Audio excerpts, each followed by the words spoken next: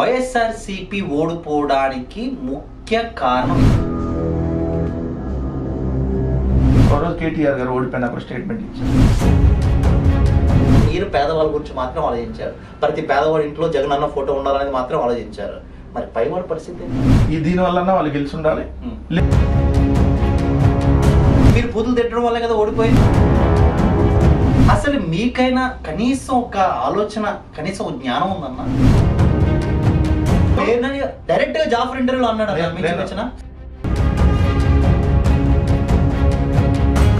విజయసాయి రెడ్డి గారు పార్టీ నుంచి రీసెంట్ గా బయటకు వెళ్ళిపోవడం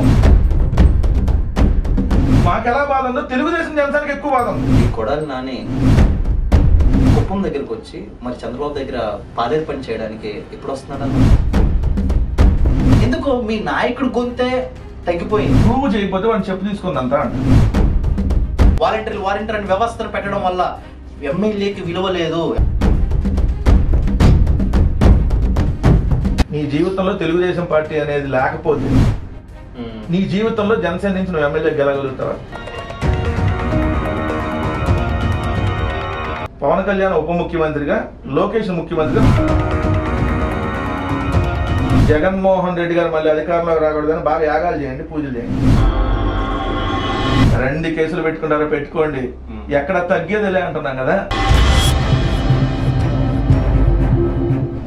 hello friends, welcome to Ravi talk show with your favourite channel JR7 media. ప్రస్తుతానికి వేసవి కాలం రాకముందుపే ఆంధ్రప్రదేశ్ రాజకీయాలు వేడెక్కుతున్నాయి. ప్రశ్నించాల్సినటువంటి ప్రతిపక్ష పార్టీయే చాలా ప్రశ్నలు ఎదుర్కొంటుంది. ప్రస్తుతానికి ఆంధ్రప్రదేశ్ రాజకీయ విషయాల గురించి చర్చించడానికి వైసీపీ పార్టీ అధికార ప్రతినిధి కారుమూరి వెంకటరెడ్డి గారు మనతో పాటు ఉన్నారు. చాలా మంది వాళ్ళ నాయకులు మౌనంగా ఉంటే ఈయన ఒక్కలే సింహంలా గర్జిస్తూ చాలా డిబేట్స్ లో మనం చూస్తున్నాం ఆయన ఇంటర్వ్యూస్. సో ఈ రోజు ఆయనలో ఉన్నటువంటి అనేక విషయాల్ని వైసీపీ పార్టీకి సంబంధించి, అలాగే అధికారంలో ఉండే తెలుగుదేశం పార్టీకి సంబంధించినటువంటి అనేక ప్రశ్నలు అడిగి తెలుసుకుందాం. ఇంటర్వ్యూ అయితే కనుక హోరాహోరీగా ఉంటుంది. ప్రతి ప్రశ్నకి జవాబు ఆయన చెప్తారని చెప్పి ఆశిస్తున్నాం. అన్న నమస్తే. నమస్తే రవి గారు. అన్న ఎలా ఉన్నారు? బాగున్నారా? ఏంటి మీ వాళ్ళందరూ కూడా సైలెంట్ అయితే ఏదో జగనన్న విసిరిన బాణంలాగా షర్మిల గారు వచ్చినట్టుగా చాలా మంది అధికారంలో ఉన్నప్పుడు బడా పెద్ద పెద్ద నాయకులందరూ కూడా విచ్చలవిడిగా మాట్లాడిన వంటి వాళ్ళందరూ మౌనం అయిపోయారు. మీరు మాత్రం ఇప్పుడు మీడియాలోకి వచ్చి తెలుగుదేశం పార్టీని ప్రశ్నిస్తున్నారు. మిగతా వంటి కొడాలి నాని కావచ్చు, తర్వాత ఎవరైతే కనుక అనిల్ అన్న కావచ్చు, ఇలాంటి ఫైర్ బ్రాండ్స్ అందరూ కూడా సైలెంట్ అయిపోయారు. సో మీరు మాత్రం వచ్చి ఈరోజు టీడీపీకి సంబంధించిన 6 గ్యారెంటీ గురించి వీళ్ళ గురించి మాట్లాడుతున్నారు. దానికి కారణం ఏంటి? మీరు ముందు ధైర్యంగా మీడియా ముందుకు రావడానికి కారణం ఏంటి? లేదు, ముందుగా మీరు అన్నారు జగనన్న వదిలిన బాణం షర్మిలాగా అన్నారు కదా. నేను అట్లా వెనక్కి వెళ్ళిపోయేటటువంటి వ్యక్తిని అయితే కాదు. దయచేసి కంపేర్ చేయొద్దు అట్లా. ఎందుకంటే రాజకీయ స్వార్థం కోసమో లేదంటే ఇంకా ఎవరో చెప్తే ఆస్తుల కోసమో సొంత అన్న మీదే ఏదైతే ప్రత్యర్థులతో కలిసి రాజకీయ బాణం ఎక్కుపెట్టింది, వ్యక్తిగత బాణం కూడా ఎక్కుపెట్టింది. కాబట్టి సో ఆ టైప్ అయితే మనం కాదు.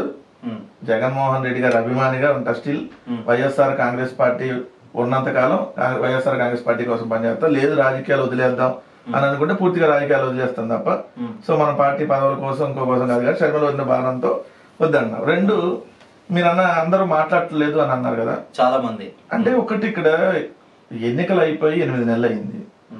కొంతమంది కొంచెం ఆరోగ్య సమస్యలు ఉండొచ్చు, కొంతమంది కొన్ని వ్యక్తిగత సమస్యలు, ఓడిపోయిన డిప్రెషన్ అని ఉంటది. కొన్నాళ్ళు ఏంటంటే కొంత వేచి చూద్దామని కొంతమంది ఆలోచన ఉంటది. సో చూద్దామని. సో లాస్ట్ 5 months తో కంపేర్ చేస్తే ఈ 3 months లో వైఎస్ఆర్ కాంగ్రెస్ పార్టీకి సంబంధించినటువంటి వాయిస్ ఇంకా బలంగా వినపడుతుంది అనేది వాస్తవం. అది అంతకుముందు స్టార్టింగ్ లో ఎలక్షన్స్ అయిపోయినా ఒక 5-6 నెలలు 4-5 నెలలు ఎవరు పెద్దగా మాట్లాడకపోయినా తర్వాత నుంచి బలంగా, ఎందుకంటే మీరు అవతలాలను ఎంత తొక్కేయాలని ప్రయత్నిస్తారు అనుకోండి అంత పైకి ఎదుగుతారు. ప్రశ్న అన్న వెంకటరెడ్డి, మీరు ఈ రోజు ఇప్పుడు 3 నెలల నుంచి వినబడుతుంది మాట ప్రశ్న అని చెప్పేసి అంటున్నారే. మీ యొక్క నాయకుడు వైఎస్ జగన్మోహన్ రెడ్డి గారే ఈ రోజు 11 సీట్లు వచ్చినప్పుడు కూడా ప్రతిపక్ష హోదాలో ఉండి, అంటే ఆయనకి దాదాపుగా టీడీపీ గత సంవత్సరం కాకుండా అంతకుముందు ఆ టైంలో టీడీపీ అధికారంలో ఉన్నప్పుడు కూడా ప్రతిపక్ష పార్టీగా మీరు సీట్లు వచ్చినప్పుడు జగన్మోహన్ రెడ్డి గారు ప్రతిపక్ష నాయకుడిగా చాలా ఎన్నో చేశారు. తర్వాత సీఎం అయిపోయిన తర్వాత ఇప్పుడు కేవలం 11 సీట్లకు వచ్చిన తర్వాత ఆయన అసెంబ్లీలో బయట కనిపించింది లేదు, అసెంబ్లీలో ప్రజల గొంతుగా మాట్లాడింది లేదు. బయట వచ్చి ఏదోనా ఒక ప్రెస్ మీట్ పెట్టడం లేకపోతే ఇట్లా ఎందుకు మీ నాయకుడు గొంతే తగ్గిపోయింది, ఆయన ఎందుకు ముందుకు రావట్లేదు అనే ప్రశ్నకి నాకు అసెంబ్లీలో గొంతు వినపడటానికి ఎక్కడ ఉంది మీరు చెప్పండి. మీరు అన్న అసెంబ్లీ అంశం ఎత్తారు కాబట్టి నేను అంటున్నా, అసెంబ్లీకి వస్తాం, వస్తే మైక్ కట్ చేస్తారు, ఆపేస్తారు, బయటకు రావాలి. జరిగింది కదా ఆల్రెడీ 2014-19 మధ్య అసెంబ్లీ సమావేశాలు చూసాం కదా. అరే నా కొడక పాతేస్తాను, అరే నా కొడక పాతేస్తా అన్న అసెంబ్లీ సమావేశాలు చూసాం. జగన్మోహన్ రెడ్డి గారి మీద వ్యక్తిగత దోషణలు చేస్తూ నిమిషంలో 10 సార్లు మైక్ కట్ చేసిన సందర్భం, నిమిషంలో 10 సార్లు మైక్ కట్ చేసిన సందర్భాలు చూసాం. సో జగన్మోహన్ రెడ్డి గారి టాపిక్ గా ఉన్న రాష్ట్ర సమస్యల మీద మాట్లాడదామంటే ఆయన ఆస్తులు, ఆయనకు సంబంధించి ఆయన మీద వ్యక్తిగత దోషులు, ఇదే కదా అసెంబ్లీలో జరిగింది. అట్లాంటి అసెంబ్లీ సమావేశం ఇప్పుడు 2014-19 అదే జరిగినప్పుడు అప్పుడు మా బలం ఎంత? 67 మంది. 67 మంది మాకు బలం ఉండి ప్రతిపక్ష హోదా ఉన్నప్పుడే మీరు అన్నట్టుగా మైక్ ఉన్నటువంటి సందర్భంలో ఈ రోజు మా ప్రతిపక్ష హోదా లేనప్పుడు ఆ సింగిల్ ఎమ్మెల్యేగా అసెంబ్లీలో మైక్ ఏమిస్తారు మీరు చెప్పండి? 175 మంది ఎమ్మెల్యేలకు ఎట్లా అవకాశం వస్తుందో సేమ్ జగన్మోహన్ రెడ్డి గారికి అలానే వస్తుంది. అప్పుడు అసెంబ్లీ సమావేశాలకు ఉపయోగం ఏంది? అదే మీరు అన్నట్టు ప్రతిపక్ష హోదా ఇవ్వండి, ఇస్తే అపోజిషన్ లీడర్ గా ఏదైతే అధికార పార్టీకి ఎంత సమయం ఉందో అపోజిషన్ లీడర్ కూడా అదే సమయం ఇవ్వాలి. అప్పుడు మీరు అన్న సూపర్ 6 గురించో లేదంటే ఇక్కడ ఉన్న ప్రజా సమస్యల మీద మైక్ అనేది వస్తుంది. ఇప్పుడు మైకు వచ్చి అసెంబ్లీలో ఇట్లా ఖాళీ కూర్చొని ఇవాళ వస్తుందో మైకు రేపు వస్తుందో తెలియదు, తెలియనప్పుడు ఇంకా అసెంబ్లీ సమావేశాలకు వచ్చే ఉపయోగం ఉంటుంది. సో బయటికి వచ్చేనా జగన్మోహన్ రెడ్డి గారు ప్రజల పక్షున ఏదైతే కనుక చంద్రబాబు నాయుడు గారు హామీ ఇచ్చారో హామీల గురించి అయినా ఈయన బయటకు వచ్చి పోరాటం చేసింది లేదు. కొడాల నాని గారు బయటకు వచ్చి పోరాటం చేసింది లేదు. అనిల్ కుమార్ యాదవ్ గారు బయటకు వచ్చి పోరాటం అంటే మీ దృష్టిలో బూతులు తిట్టడమో పోరాటం అంటే అట్లాంటి పోరాటాలు మేము చేయలేము. లేదు అరే బోషిడికే అనే పదాలు, లేదంటే మీరు ఒక మాట అన్నారు బూతులు తిట్టడమే పోరాటం అంటే, మీరు బూతులు తిట్టడం వల్ల కదా ఓడిపోయింది. ఎవరు చెప్పారు? 100% కొడాల నాని గారు కావచ్చు. కొడాల నాని గారు ఏమన్నా బోషిడికే అని తిట్టాడా? లేదంటే అయ్యన్న పాత్రుడు మాట్లాడినట్టు మహిళా హోంమంత్రి ఏమన్నా సంకనాకమని మాట్లాడావా? ఏది వాళ్ళు మాట్లాడినటువంటి భాష అరే ఒరే అని చెప్పి మాట్లాడి ఏదైతే మగతనం చూపిస్తారు రమ్మని చెప్పి రోజా గారి మీద అయ్యన్న పాత్రుడు మాట్లాడినా, పోలీసుల మీద దెంబాషో, లేదంటే సాక్షాత్తు చెప్పులు చూపించి ఒక్కొక్క నా కొడుకుల్ని తంతామని, ఒక్కొక్క వైసీపీ నా డాష్ని తన్ని పారేస్తాము, చెప్పులు తీసుకొని చంపుతాం, పేకలు బీసి చంపేస్తాం, ఇదే బూతుల భాష? లేదంటే మీరు అన్నట్టుగా అరే 420 అంటే బూతుల భాష? అన్న వెంకటరెడ్డి న్యాయం మాట్లాడండి. ఉన్నప్పుడు మీరు ఆలోచన చేయండి. నాని యొక్క మీరు అధికారం ఉన్నప్పుడు చాలా మంది ఎమ్మెల్యేలు చాలా దుర్భాష వైసీపీ ఓడిపోయింది అనేది బలమైనటువంటి ఈ రోజు ఆరోపణ. అంటే చెప్పులు తీసుకున్నంత పేకలు బిసి చంపేస్తాం మీరు అన్న తర్వాత పవన్ కళ్యాణ్ గారు మేము పవన్ కళ్యాణ్ ఏమన్నా అరే ఒరే అనే రోజు తూలి మాట్లాడామా? ఆయన వ్యక్తిగతంగా 3 పెళ్లి గురించి 3 చేసుకున్నాడు కాబట్టి 3 అంటావు అన్న. నీకు ఒకటే కదా పెళ్లి గురించి, నీకు ఒకటే కదా అయింది. నిన్ను రెండోది అంటే నువ్వు ఊరుకోవు కదా. అదే రాజకీయాలకు సంబంధించి మాట్లాడాలి కదా అంటా నేను. రాజకీయాలు తల్లి చెల్లిని రాజకీయాల్లో మాట్లాడుతుంది, వాళ్ళు మాట్లాడినప్పుడు లేని వ్యక్తిగత జీవితంలో ఇప్పుడు ఒక ఫ్యామిలీలో ఏదన్నా గొడవలు ఉంటే మరి రాజకీయాల్లో తీసుకొచ్చింది వాళ్లే కదా. తల్లి చెల్లిని వాళ్ళు తీసుకొని వచ్చినప్పుడు మేము 3 పెళ్లిళ్ళు అంటే తప్ప, 3 చేసుకున్నాడు కంటే 3 అన్నాం. నిజంగా 4 చేసుకుంటే 4 అంటాం రేపు పొద్దున. అంటే ఒక నాయకుడు మనకు అదే మెసేజ్ ఇవ్వాలా? ఏదో అమ్మాయిల్ని స్టెఫ్నీలు మార్చినట్టు లేదా కార్లు మార్చినట్టు మొబైల్ ఫోన్లు మార్చినట్టు మారుస్తున్నాడు కాబట్టి మార్చారని అంటాం. రాజకీయాల్లో అది కాదండి. మేము ఓడిపోవడానికి 2 కారణాలు ఉన్నాయి. ఆ 2 కారణాలు 2 రకాల విశ్లేషించవచ్చు. అది చెప్పే ముందు మీరు ఎందుకు ప్రశ్నించే గొంతుగా మారట్లేదు అనేది నాకు చెప్పండి. అసలు మనం తప్పే ఉన్నారు సార్ ప్రశ్నించే గొంతు. వైఎస్ఆర్సీపీ తప్ప తెలుగుదేశం, బీజేపీ, జనసేన 3 ఒకటే కదా. అప్పుడప్పుడు ఇప్పుడంటే ఏదో కమ్యూనిస్టులు కొన్ని అంశాల మీద ఏదో మాట్లాడుతున్నారు. మొన్నటిదాకా అయితే వాళ్ళు కమ్యూనిస్టులు మేము అధికారంలో ఉన్నప్పుడైతే తెలుగుదేశానికి సంబంధించిన వాయిస్ కదా వాళ్ళు కూడా వినిపించింది. కాంగ్రెస్ పార్టీ షర్మిల ఎవరు వాయిస్ వినిపించింది. ఈ రాష్ట్రంలో ఉన్న రాజకీయ పార్టీలకు మిగిలిన ఓన్లీ ఒక వైఎస్ఆర్ కాంగ్రెస్ పార్టీ కదా. మరి ప్రశ్నించేది మేం కాక ఇంకెవరున్నారు? మీరు అన్నట్టుగా రేపు 5వ తారీఖు ఫీజు పోరుకు సంబంధించినటువంటి దీక్ష ధర్నా ఉంది. మన ఆల్రెడీ విద్యుత్ ఛార్జీల మీద సంబంధించి ధర్నాలు చేస్తున్నాం. విద్యుత్ ఛార్జీలు పెంచారనే దాని మీద. మన రైతులకు సంబంధించి గిట్టుబాటు ధర రావట్లేదు, వీటన్ని సంబంధించి చేసి ఉన్నాం. సో ప్రతిరోజు ప్రశ్నిస్తున్న వైఎస్ఆర్ కాంగ్రెస్ పార్టీ. ఈ రాష్ట్రంలో ఒకటే పార్టీ ఉంది ప్రతిపక్షంగా, అది వైఎస్ఆర్ కాంగ్రెస్ పార్టీ. అసెంబ్లీలో కూడా మీరు అన్నట్టుగా 175 మంది శాసనసభ్యులు ఉంటే 175 మంది శాసనసభ్యులు 164 మంది ఒకటే పార్టీ, అంటే ఒకటే కూటమి. 3 పార్టీలుగా ఉన్నా ఒకటే కూటమి. బట్ అవతల ఇంకో 11 మంది వైఎస్ఆర్ కాంగ్రెస్ పార్టీ. అందుకని మేము అపోజిషన్ హోదా అడిగాం. ఇప్పుడు 40% సీట్లు వచ్చింది, సారీ 40% ఓటింగ్ వచ్చింది మాకు. 40% ప్రజలు ఓటింగ్ ద్వారా ఉన్నప్పుడు మీ అందరికి కలిపి ఏదైతే సీట్ల పరంగా ఎక్కువ ఉన్నా బట్ ఇవ్వాల్సింది యువతలు మాకు వాయిస్ ఇవ్వాలి కదా. ఇవ్వనన్నప్పుడు మేము బయట డైరెక్ట్ గా ఉండి సార్ అసెంబ్లీ సమావేశాల్లో ఏమేమి జరుగుతున్నాయో దాని మీద బయట ప్రెస్ మీట్ లో లేదంటే మీడియా సమావేశాలతోనో ఇంకోతో మీడియా డిబేట్ లోనో వాటి మీద చర్చిస్తున్నాం. మీరు ప్రశ్నించే గొంతు వైఎస్ఆర్ కాంగ్రెస్ పార్టీ కాకపోతే అసలు YSR Congress party social media కార్యకర్తను చూసి ఎందుకు భయపడింది సార్ తెలుగుదేశం? మేము నిజంగా ప్రశ్నించే వాళ్ళం కాకపోతే, మేము ప్రజల పక్షాన్ని లేకపోతే, మా వాయిస్ కానీ ప్రజల్లో లేకపోతే మమ్మల్ని అసలు మీరు పట్టించుకోరు కదా. సో మా మీద కేసులు ఎందుకు పెడతారు? అప్పుడు అంటే మా మీద మీరు కేసులు పెడుతున్నారు అని అంటే, మా సోషల్ మీడియా కార్యకర్తను చూసి కూడా మీరు భయపడుతున్నారు అని అంటే, మేము బలంగా ప్రశ్నిస్తున్నామని కదా. అది సోషల్ మీడియాలో కావచ్చు, మెయిన్ మీడియాలో కావచ్చు, ప్రజల దగ్గరికి వెళ్ళి కావచ్చు, బహిరంగ సమావేశాల్లో కావచ్చు, అన్నింటిలో మేము ప్రశ్నిస్తున్నాం కాబట్టి, మేము ప్రజల పక్షాన ఉన్నాం కాబట్టి అవతల వాళ్ళు మా మీద కేసులు పెడుతున్నారు. సో ఎవరో ప్రశ్నించట్లేదంటే మాకు మీడియా తక్కువ ఉంది, వాళ్ళకి మీడియా ఎక్కువ ఉంది. మా మీడియాలో 1 లక్ష మంది చూసారనుకో, వాళ్ళకి 10 ఛానల్ ఉంటే 10 లక్షలు చూసారనుకో, అదే మీకు ఎక్కువ కనపడుతుంది. సో మాకు ఒక పత్రిక ఉంది, వాళ్ళకు ఇప్పుడు 3 పత్రికలు అయినాయి. సో 3 పత్రికలు, 100 యూట్యూబ్ ఛానళ్ళు, సో 3 రాజకీయ పార్టీలు అఫీషియల్గానే, కొన్ని రాజకీయ పార్టీలు అనఫిషియల్ బంధం, మేము ఒకటే రాజకీయ పార్టీ. అప్పుడు మీకు అన్నట్టుగా నిజం చెప్పులు వేసుకొని బయటకు వచ్చేలోపు అబద్ధం ప్రపంచం అంతా తిరిగి వచ్చిందంట. సో నెగిటివ్ ప్రచారం ఎక్కువ వెళ్తుంది. సో దానివల్ల కొంత మాకు డ్యామేజ్ అయింది ఎలక్షన్స్లో.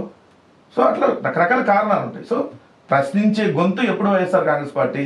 అదే ఇప్పుడు మన ప్రశ్న ఎక్కడుందంటే కనుక జగన్మోహన్ రెడ్డి గారు ఎందుకు అసెంబ్లీలో వచ్చి మాట్లాడలేదు ఒకటి, మీరు మాత్రమే బయటకు ఎందుకు వచ్చారు? ఈ రోజు భయంకరంగా పెద్ద పెద్ద వాక్చాతుర్యం కలిగిన వంటి గొప్ప గొప్ప నాయకులు, మంత్రులుగా చాలమైనటువంటి నాయకులు ఎందుకు బయటకు వచ్చి ప్రతి విషయం మీద ఎందుకు ఏదో ఒక మైక్ తీసుకెళ్లి మీడియా వాళ్ళు పెడుతుంటే అప్పుడేదో నమ్మగారిదే వాసిగా మాట్లాడుతున్నారు తప్ప దాని గురించి ఒక పోరాటం, ఒక దేశాన్ని. ఇప్పుడు నేనంటే స్పోక్స్ పర్సన్ గా, సో పార్టీకి సంబంధించి ఇప్పుడు స్పోక్స్ పర్సన్ అంటే ఏంది, మనం రోజు టీవీ చర్చా వేదికలు ఎన్ని ఉంటాయి కాబట్టి మనం ఫ్రంట్ ఫేస్ లో కనపడతా ఉంటాం. సో మిగిలిన వాళ్ళకి నియోజకవర్గంలో పనులు ఉంటాయి. నియోజకవర్గంలో ప్రజల పక్షాన ఒక నియోజకవర్గంలో 5-6 మండలాలు ఉన్నాయి అనుకోండి, కొన్ని చోట్ల 5 మండలాలు ఉంటాయి, కొన్ని చోట్ల 6 ఉంటాయి. సో ఆ మండలాల్లో ఆ నాయకులతో వాళ్ళ సమస్యల మీద, అక్కడ పోలీస్ స్టేషన్ చుట్టూ, అక్కడ రెవెన్యూ చుట్టూ ఈ దాంట్లో ఉంటాయి. రోజు మీడియా ముందుకి వచ్చే సందర్భాలు కూడా ఉండవు. సో వాళ్ళు పని చేయట్లేదు అని అనుకుంటే రాంగ్. మనకంటే ఎక్కువ పని చేసేది వాళ్ళే.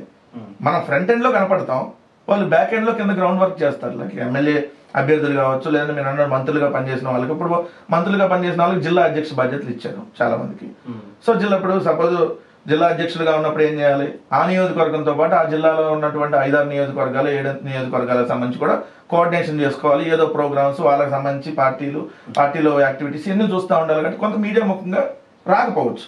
అట్లనే మనం వాళ్ళు చేయట్లేదు అని అంటే రాంగ్. సో అందరూ వైఎస్ఆర్ కాంగ్రెస్ పార్టీలో ప్రతి ఒక్కళ్ళు ఏదో ఒక బాధ్యతలో పనిచేస్తూనే ఉంటారు. ఒకళ్ళు తెర వెనక ఉంటారు, కొంతమంది తెర ముందు ఉంటారు, కొంతమంది నియోజకవర్గం వరకు ఉంటారు, కొంతమంది టీవీ ఛానల్స్ వీటన్నిటిలో ఉంటారు. సో మన డ్యూటీ, నేను రోజు నియోజకవర్గంలో తిరిగేది కాదు. సో ఎందుకంటే నేను నా డ్యూటీ ఇది.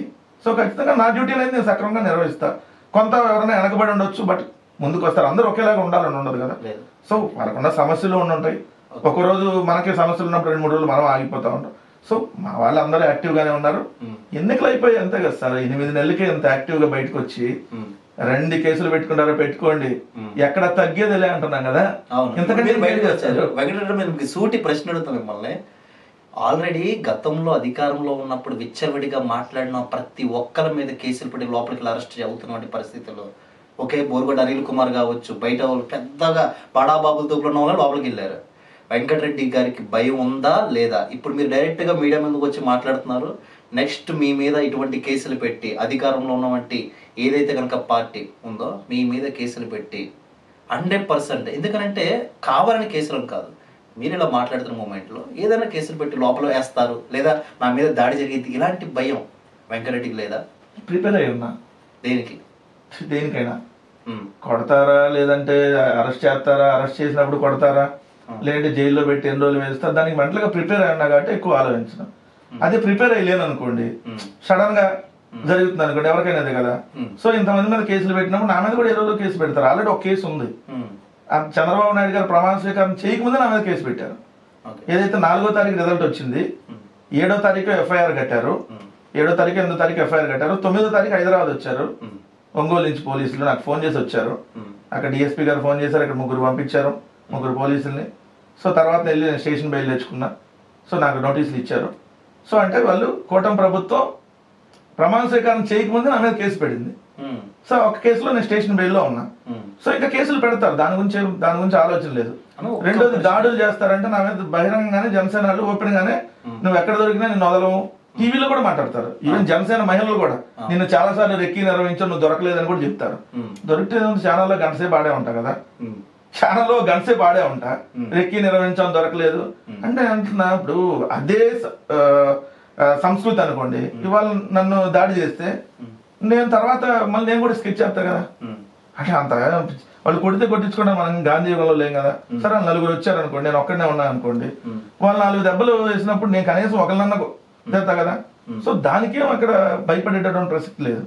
కాకపోతే ఒకటి భయం అన్నారు కదా, దీంట్లో అయితే ఒక మాట చెప్తా. నేను టీవీ ఛానల్స్ లో మాట్లాడేటప్పుడు ఖచ్చితంగా నా వల్ల అయితే పార్టీకి నష్టం జరగకూడదు, లాభం జరగకపోయినా పర్లేదని నేను అనుకుంటా. ఆ ఒక్క విషయంలో మాత్రం నేను బ్యాలెన్స్ గా మాట్లాడతా, భయపడతా ఆ విషయంలో. ఎందుకు అంటే అది నా వల్ల ఏమన్నా నెగిటివ్ జరిగితే అది హోల్ అండ్ సోల్ పార్టీకి డ్యామేజ్ అయింది కదా. సో అది ఉండకూడదని ఒక ఆలోచన అయితే చేస్తా. అంత తప్ప ఈ రాజకీయాలు కేసులు ఏమవుతుందన్న 14 రోజులు వేస్తారు రిమాండ్, మహా అయితే బెయిల్ రాకపోతే ఇంకో 14 రోజులు ఎక్స్టెండ్ అయ్యింది.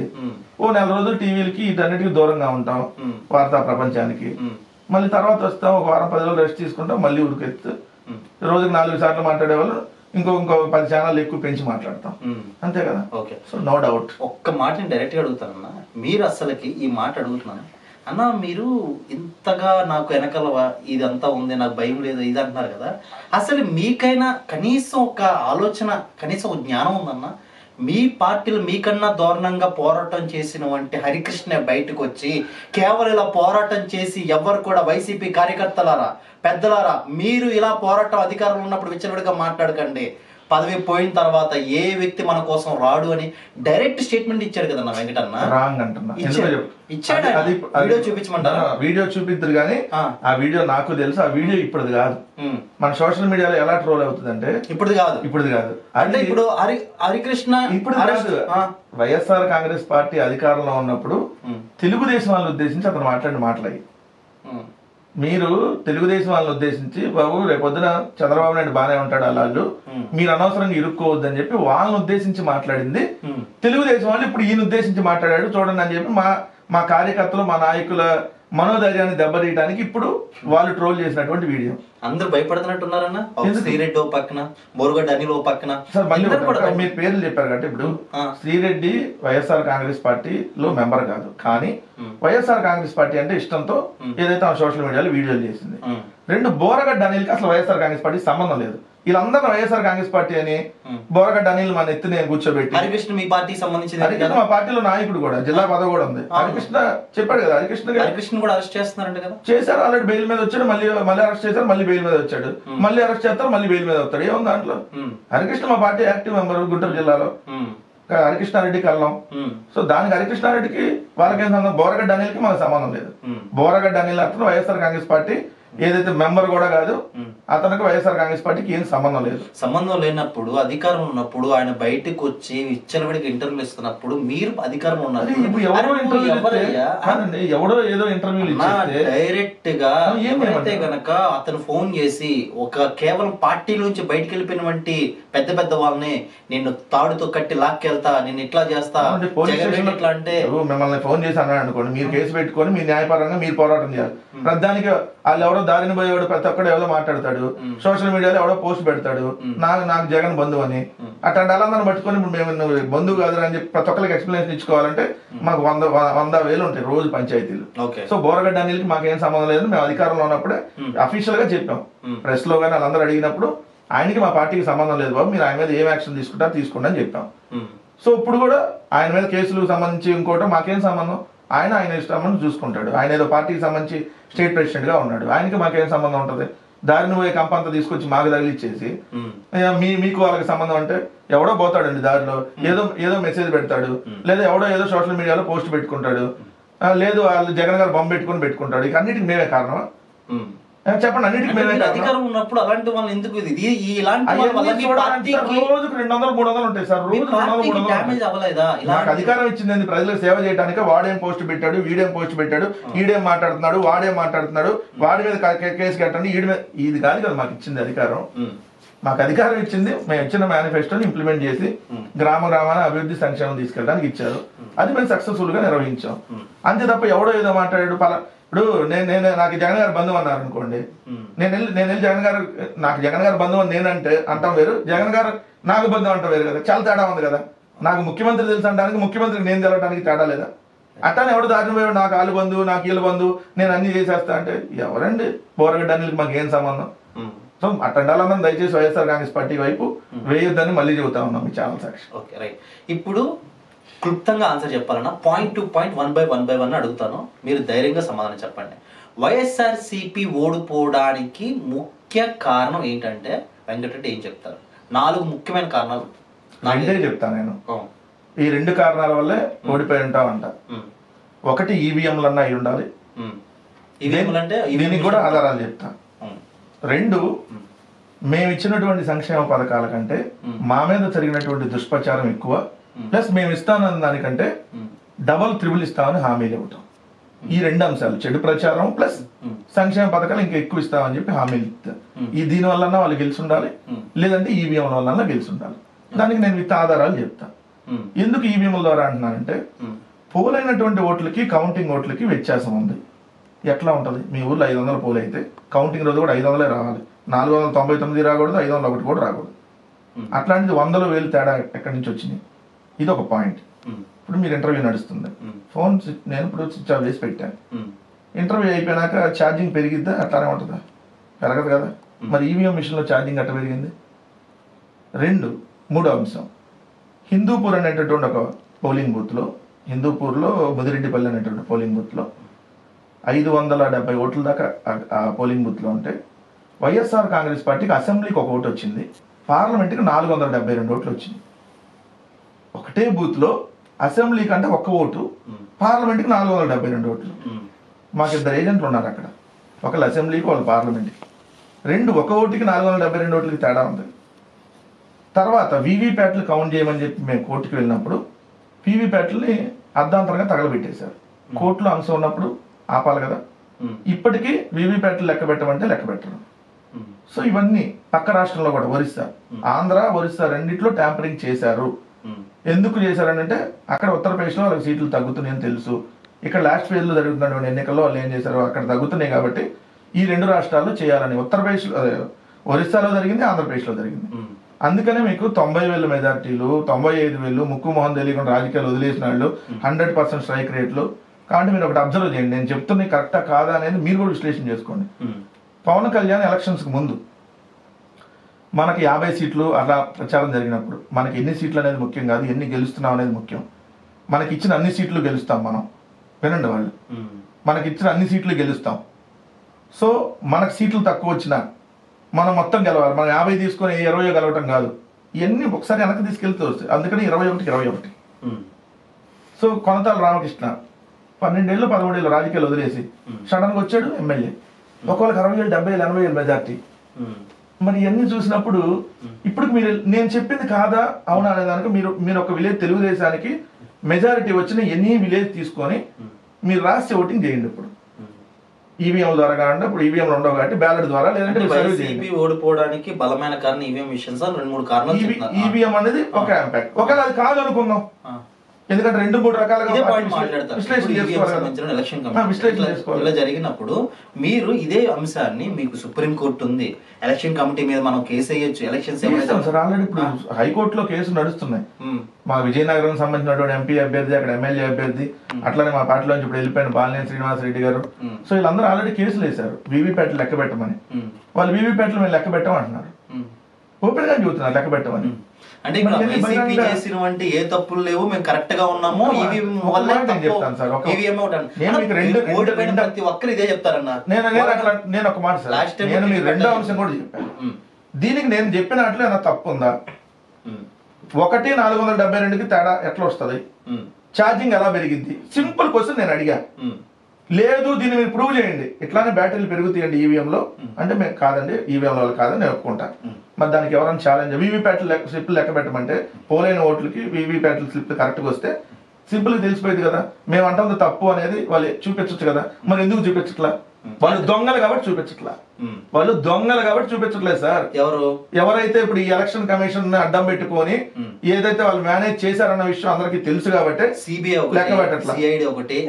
సిబిఐ సిఐడీలు ఎప్పుడు రావాలి, ఎప్పుడు చేయాలి? సిఐడి ఆంధ్రప్రదేశ్ రాష్ట్ర ప్రభుత్వం చేతిలో ఉంటుంది. ఏదైనా సరే సిబిఐ కేంద్ర ప్రభుత్వం దాంట్లో భాగస్వామి అయితే సిబిఐ ఏం చేసి సార్? ఎలక్షన్ కమిషనర్ ఎప్పుడే కూడా ఎలక్షన్ కమిటీ ఎప్పుడు కూడా ఏ పార్టీ సొత్తు కాదండి.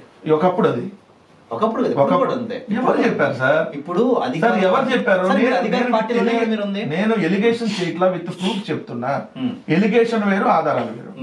నేనేదో గుడ్డెత్తు చేలో పడ్డట్టు ఎలిగేషన్ చెప్పట్లా. నేను అడిగిన ఎట్లా అనేది బ్యాటరీ ఛార్జింగ్ అడిగా కదా. సో మీరు ఆ ఈవీఎంలు వద్దని అనుకుంటే సార్ దాని ద్వారా మీరు నమ్మకపోతే సార్ మేము కూడా ఇంకేమైనా తప్పులు జరిగినాయా ఏందనేది మేము విశ్లేషించుకోవాలి. కాబట్టి అలా ఖచ్చితంగా విశ్లేషణ జరిగినప్పుడు రెండో కోణం వచ్చినప్పుడు మేము చేసిన మంచి చెప్పుకునే దగ్గర చెప్పేవాళ్ళు తక్కువయ్యారు. అంటే లైక్ మీడియా ఓ రోజు కేటీఆర్ గారు ఓడిపోయినప్పుడు స్టేట్మెంట్ ఇచ్చారు. నేను కూడా 60 యూట్యూబ్ ఛానల్ పెట్టినుంటే కొంత ఛాన్స్ ఉండేది గెలవడానికి ఇంకా అని చెప్పి. అంటే ఏంటి, తెలుగుదేశం ఓడిపోయినప్పటి నుంచి 2019 నుంచి చాలా యూట్యూబ్ ఛానల్ హైక్ చేశారు. పాయింట్ 1. 2 బలమైనటువంటి పత్రికలతో రోజు దుష్ప్రచారం. దానికి తోడు ఏదైతే కాంగ్రెస్ పార్టీకి ఇక్కడ అధ్యక్షురాలుగా Sharmila, CPI, CPM, BJP, Janasena అన్ని పార్టీలు ఏకమైపోయినాయి. ఒకళ్ళేమో 3 డైరెక్ట్ గా కూటమిలో, ఇంక 3 ఇండైరెక్ట్ గా. ఒకళ్ళే టార్గెట్, ఒకే వ్యక్తి జగన్మోహన్ రెడ్డి గారు టార్గెట్ ఇవ్వతారు 6 రాజకీయ పార్టీలు. 6 రాజకీయ పార్టీల టార్గెట్ తో ఒక రాజకీయ పార్టీ పోటీ పడటం. రెండోది మేము చేసిన దానికంటే డబల్ ఇస్తాం, త్రిబుల్ ఇస్తాం. ఎట్లా ఇప్పుడు మేము ఆటో వాళ్ళకి 10,000 ఇచ్చాం, ఆటో అన్నాళ్ళకి వాళ్ళు 15,000 ఇస్తాం. మత్స్యకార భరోసా మేము 10,000 ఇస్తే వాళ్ళు 15,000 ఇస్తాం. మేము అమ్మఒడి ప్రతి తల్లికి 15,000 ఇస్తే వాళ్ళు ఎంతమంది పిల్లలు ఉంటే అంతమందికి 15,000 ఇస్తామని. మహిళలకి నెల 1,500 ఎంతమంది ఉంటే అంతమందికి ఇంట్లో ప్రతి మహిళకి ఎన్నిసార్లు తిరిగిన బస్ ఫ్రీ. ప్రతి నిరుద్యోగికి నెలకు 3,000 చొప్పున 12 నెలలకు 36,000. అంటే 5 సంవత్సరాలు 5 × 36,000. మరి ఎంత వస్తుంది? ఇవన్నీ ఆలోచిస్తారు కదా. సో ఈ ఫ్యాక్ట్ అంటే వాళ్ళు ఇస్తా అన్న పథకాలు ప్లస్ మా మీద జరిగినట్టు తప్పుడు ప్రచారం, ల్యాండ్ టైటిలింగ్ యాక్ట్ అని, మేమేదో భూములు కాజేస్తున్నామని, ఈ రకమైనటువంటి దుష్ప్రచారం, వాళ్ళంతా పార్టీ లేకపోవటం. సో ఈ హామీలన్నిటికీ నాది బాధ్యత అంటాం, పైన సెంట్రల్తో పొత్తు, ఈ అన్ని అంశాలు ఉండటం వల్ల మేము మంచి చేసి రెండే చెప్తున్నారు. అన్న ఒక స్పోక్ పర్సన్ మీరు మాట్లాడుతున్నారు, మీకన్నా అనుభవం కలిగినటువంటి మినిస్టర్లే పేరుని నానిగారే డైరెక్ట్ గా కొన్ని విషయాల్లో డైరెక్ట్ గా పేరు నానిగారే చెప్పారు. ఆ పక్కనున్న వాళ్ళు సరైనటువంటి పార్టీలోనే ఉంటాయి. డైరెక్ట్ గా జాఫర్ ఇంటర్వ్యూలో అన్నాడు సార్ పక్కన ఉండే వాళ్ళు ఓడిపోయారు అనేది అసలు అది జగన్ గారు పక్కనున్న ఎమ్మెల్యేని ఎంపీలు పట్టించుకోలేదు. ఈయన ప్రతి గ్రామానికి వాలంటీర్ని పెట్టడం వల్ల, ప్రతి ఒక్కరు కూడా డైరెక్ట్ గా వాలంటీర్ అని వ్యవస్థను పెట్టడం వల్ల ఎమ్మెల్యేకి విలువ లేదు. ఎమ్మెల్యేకి విలువ లేకపోవడం వల్ల ఈ రోజు అక్కడున్న వంటి బలమైన కారణం డైరెక్ట్ గా జాఫర్ ఇంటర్వ్యూలో ఆయన అన్నమాట ఉంది. కేతిరెడ్డి గారు కూడా ఒక ఇంటర్వ్యూలో కూడా వైఎస్ విజయమ్మ గారు సంబంధించి ఎంతో రాంగ్ సార్. వాళ్ళు చెప్పిన చెప్పినటువంటి విధానం వేరు, దాన్ని మీరు అడుగుతున్నటువంటి విధానం వేరంట. డైరెక్ట్ గా స్టేట్మెంట్ ఇచ్చారు. ఎమ్మెల్యేలకి పని లేదు, లేదంటే ఎమ్మెల్యేలకి లేకుండా డైరెక్ట్ గా వాలంటీర్లు ఉన్నారు సార్.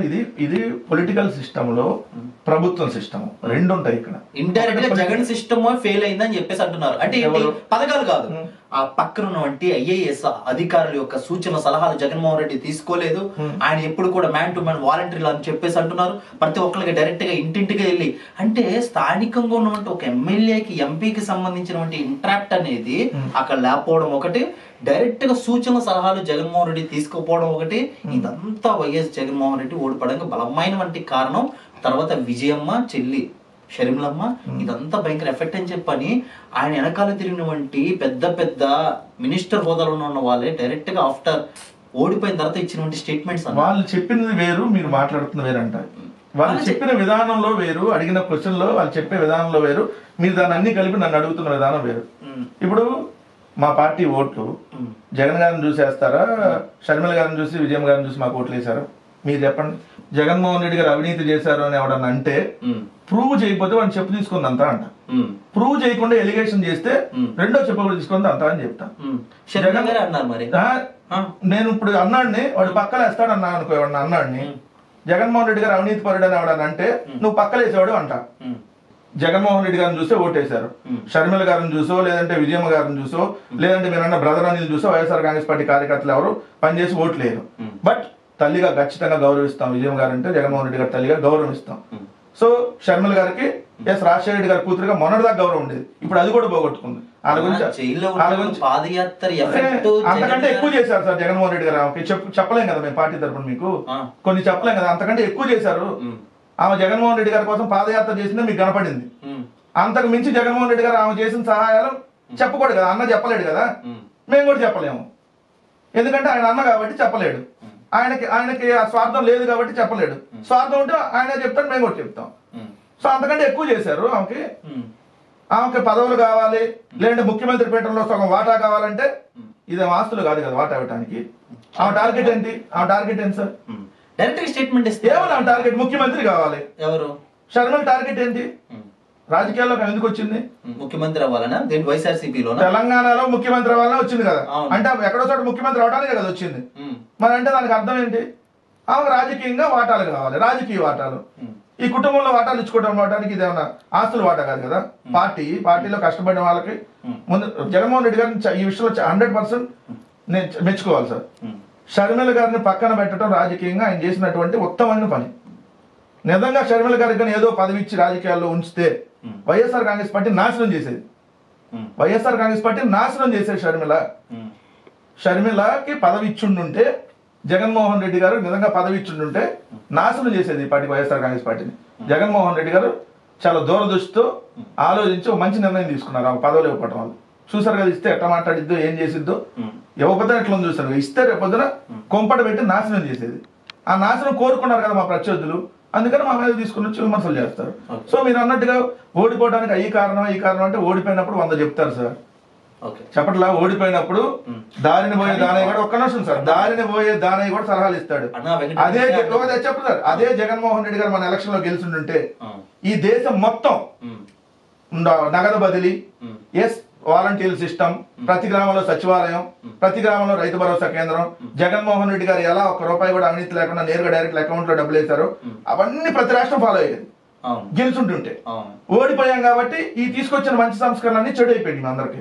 బయట చెప్పట్లేదు కదా మీ పార్టీ వాళ్ళు. మా వాళ్ళు మాట్లాడేది ఏంటి మీరు అడుగుతుంది, నేను విన్నాను సార్. నేనే ఇంటర్వ్యూలు వినకుండా నేను మిమ్మల్ని ఆర్గ్యూ చేయను కదా. ఇప్పుడు వాళ్ళు మాట్లాడింది అంటే సిస్టమ్ ఇప్పుడు ప్రజలకి కనెక్టివిటీ దూరం అయింది. మీ పరిణితులు మీరే చెప్పుకున్నారు. దూరం అయింది అనే కోణంలో ఎట్లా ఉంటుంది, ఎప్పుడైనా అధికారంలో ఉన్నప్పుడు కొంత దూరం అవుతుంది. దానికి కారణం ఏంటో కూడా చెప్తా. ఇప్పుడు ఒక ఎమ్మెల్యే ఉన్నాడు సార్. ఎమ్మెల్యేకి అంతకుముందు ఎందుకు పార్టీ పరంగానే పార్టీ సేవలు చేయడం ఉంటుంది. ఇప్పుడు ఎమ్మెల్యేగా కూడా బాధ్యతలు నిర్వహించాలి, రెండు పడతాయి.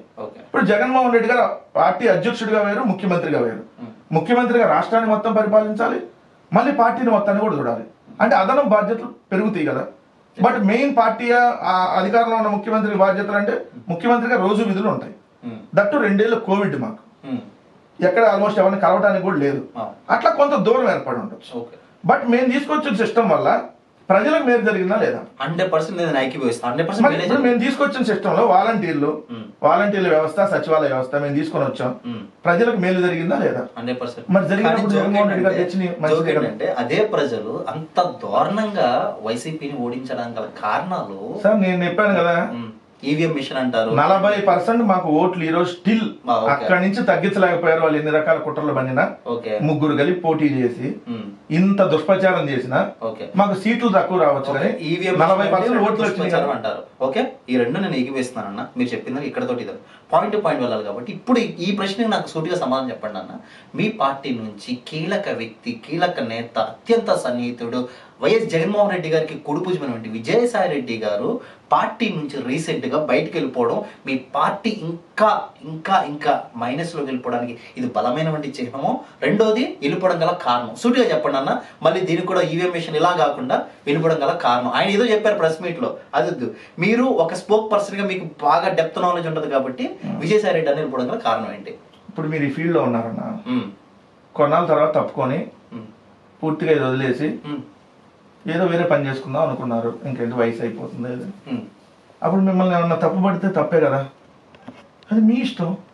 అదే విజయసాయి రెడ్డి గారు వెళ్ళి ఏదన్నా పార్టీలో జాయిన్ అయ్యాడు అనుకోండి, మా పార్టీ నుంచి వెళ్ళి వేరే పార్టీలో జాయిన్ అయ్యారు అనుకోండి, ఎందుకు ఇలా జరిగిందనే దాని మీద ఖచ్చితంగా మీకు ఆన్సర్ చెప్పాల్సింది.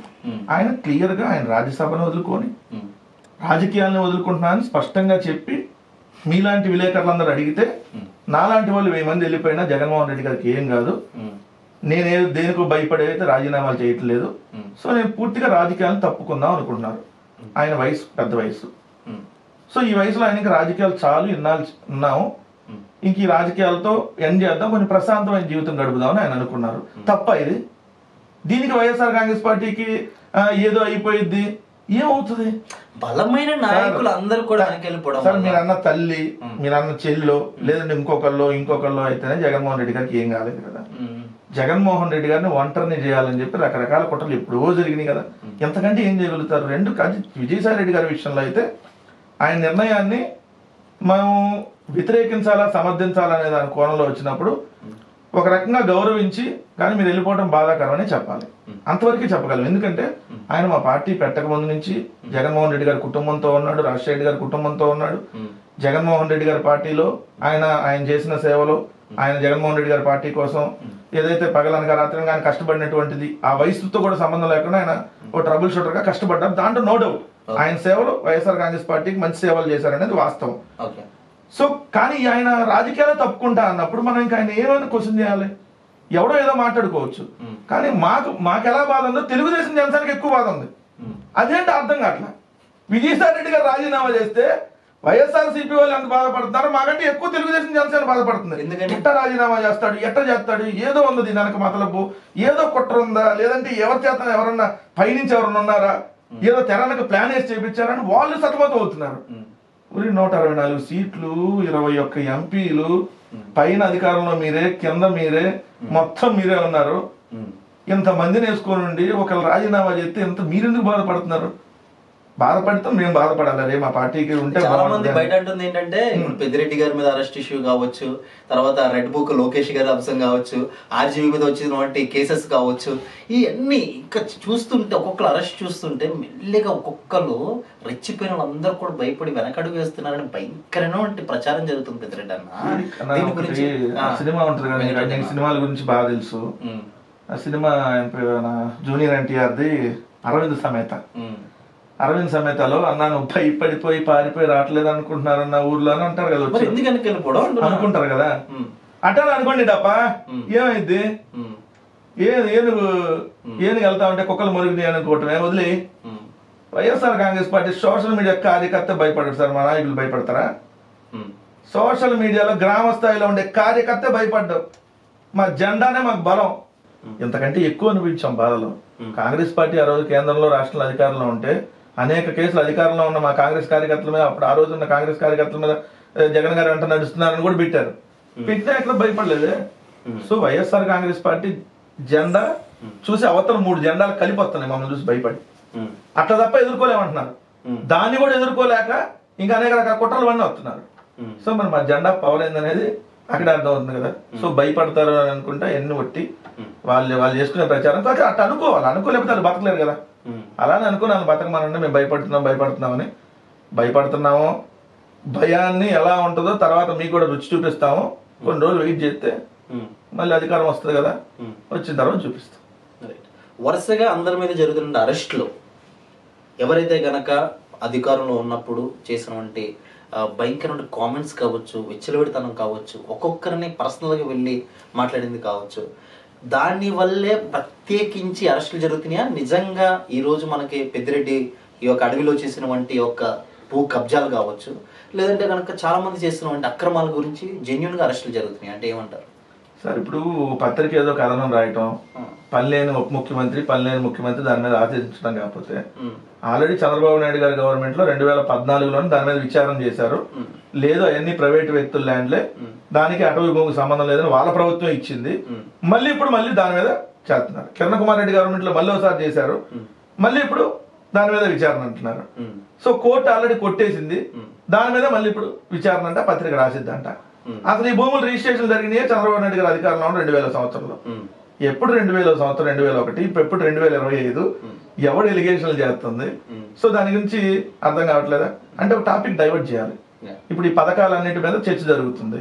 చంద్రబాబు నాయుడు చేతులు ఎత్తేసాడు, దాని మీద బయట చర్చ రాకుండా ఉండాలంటే ఏదో ఒక దాన్ని తీసుకొని వచ్చి వార్త రాయాలి. ప్రతిసారి ఇదే నడుతుంది కదా. లేదు మీరు అన్నట్టు విచ్చలు పెడతాను మా దగ్గర ఉందా వాళ్ళ దగ్గర ఉందా సార్? విచ్చలు పెడతాను అంటే ఏంటి? గ్రామాల్లో బెల్ట్ షాపులు, గ్రామాల్లో ఇసుక మాఫియా, మట్టి మాఫియా, బొసక మాఫియా, పేకాట క్లబ్బులు. ఈ రోజు ఆంధ్రప్రదేశ్ రాష్ట్రం గోవా, ఇండోనేషియా కంటే అద్భుతంగా తయారైంది జోదంలో.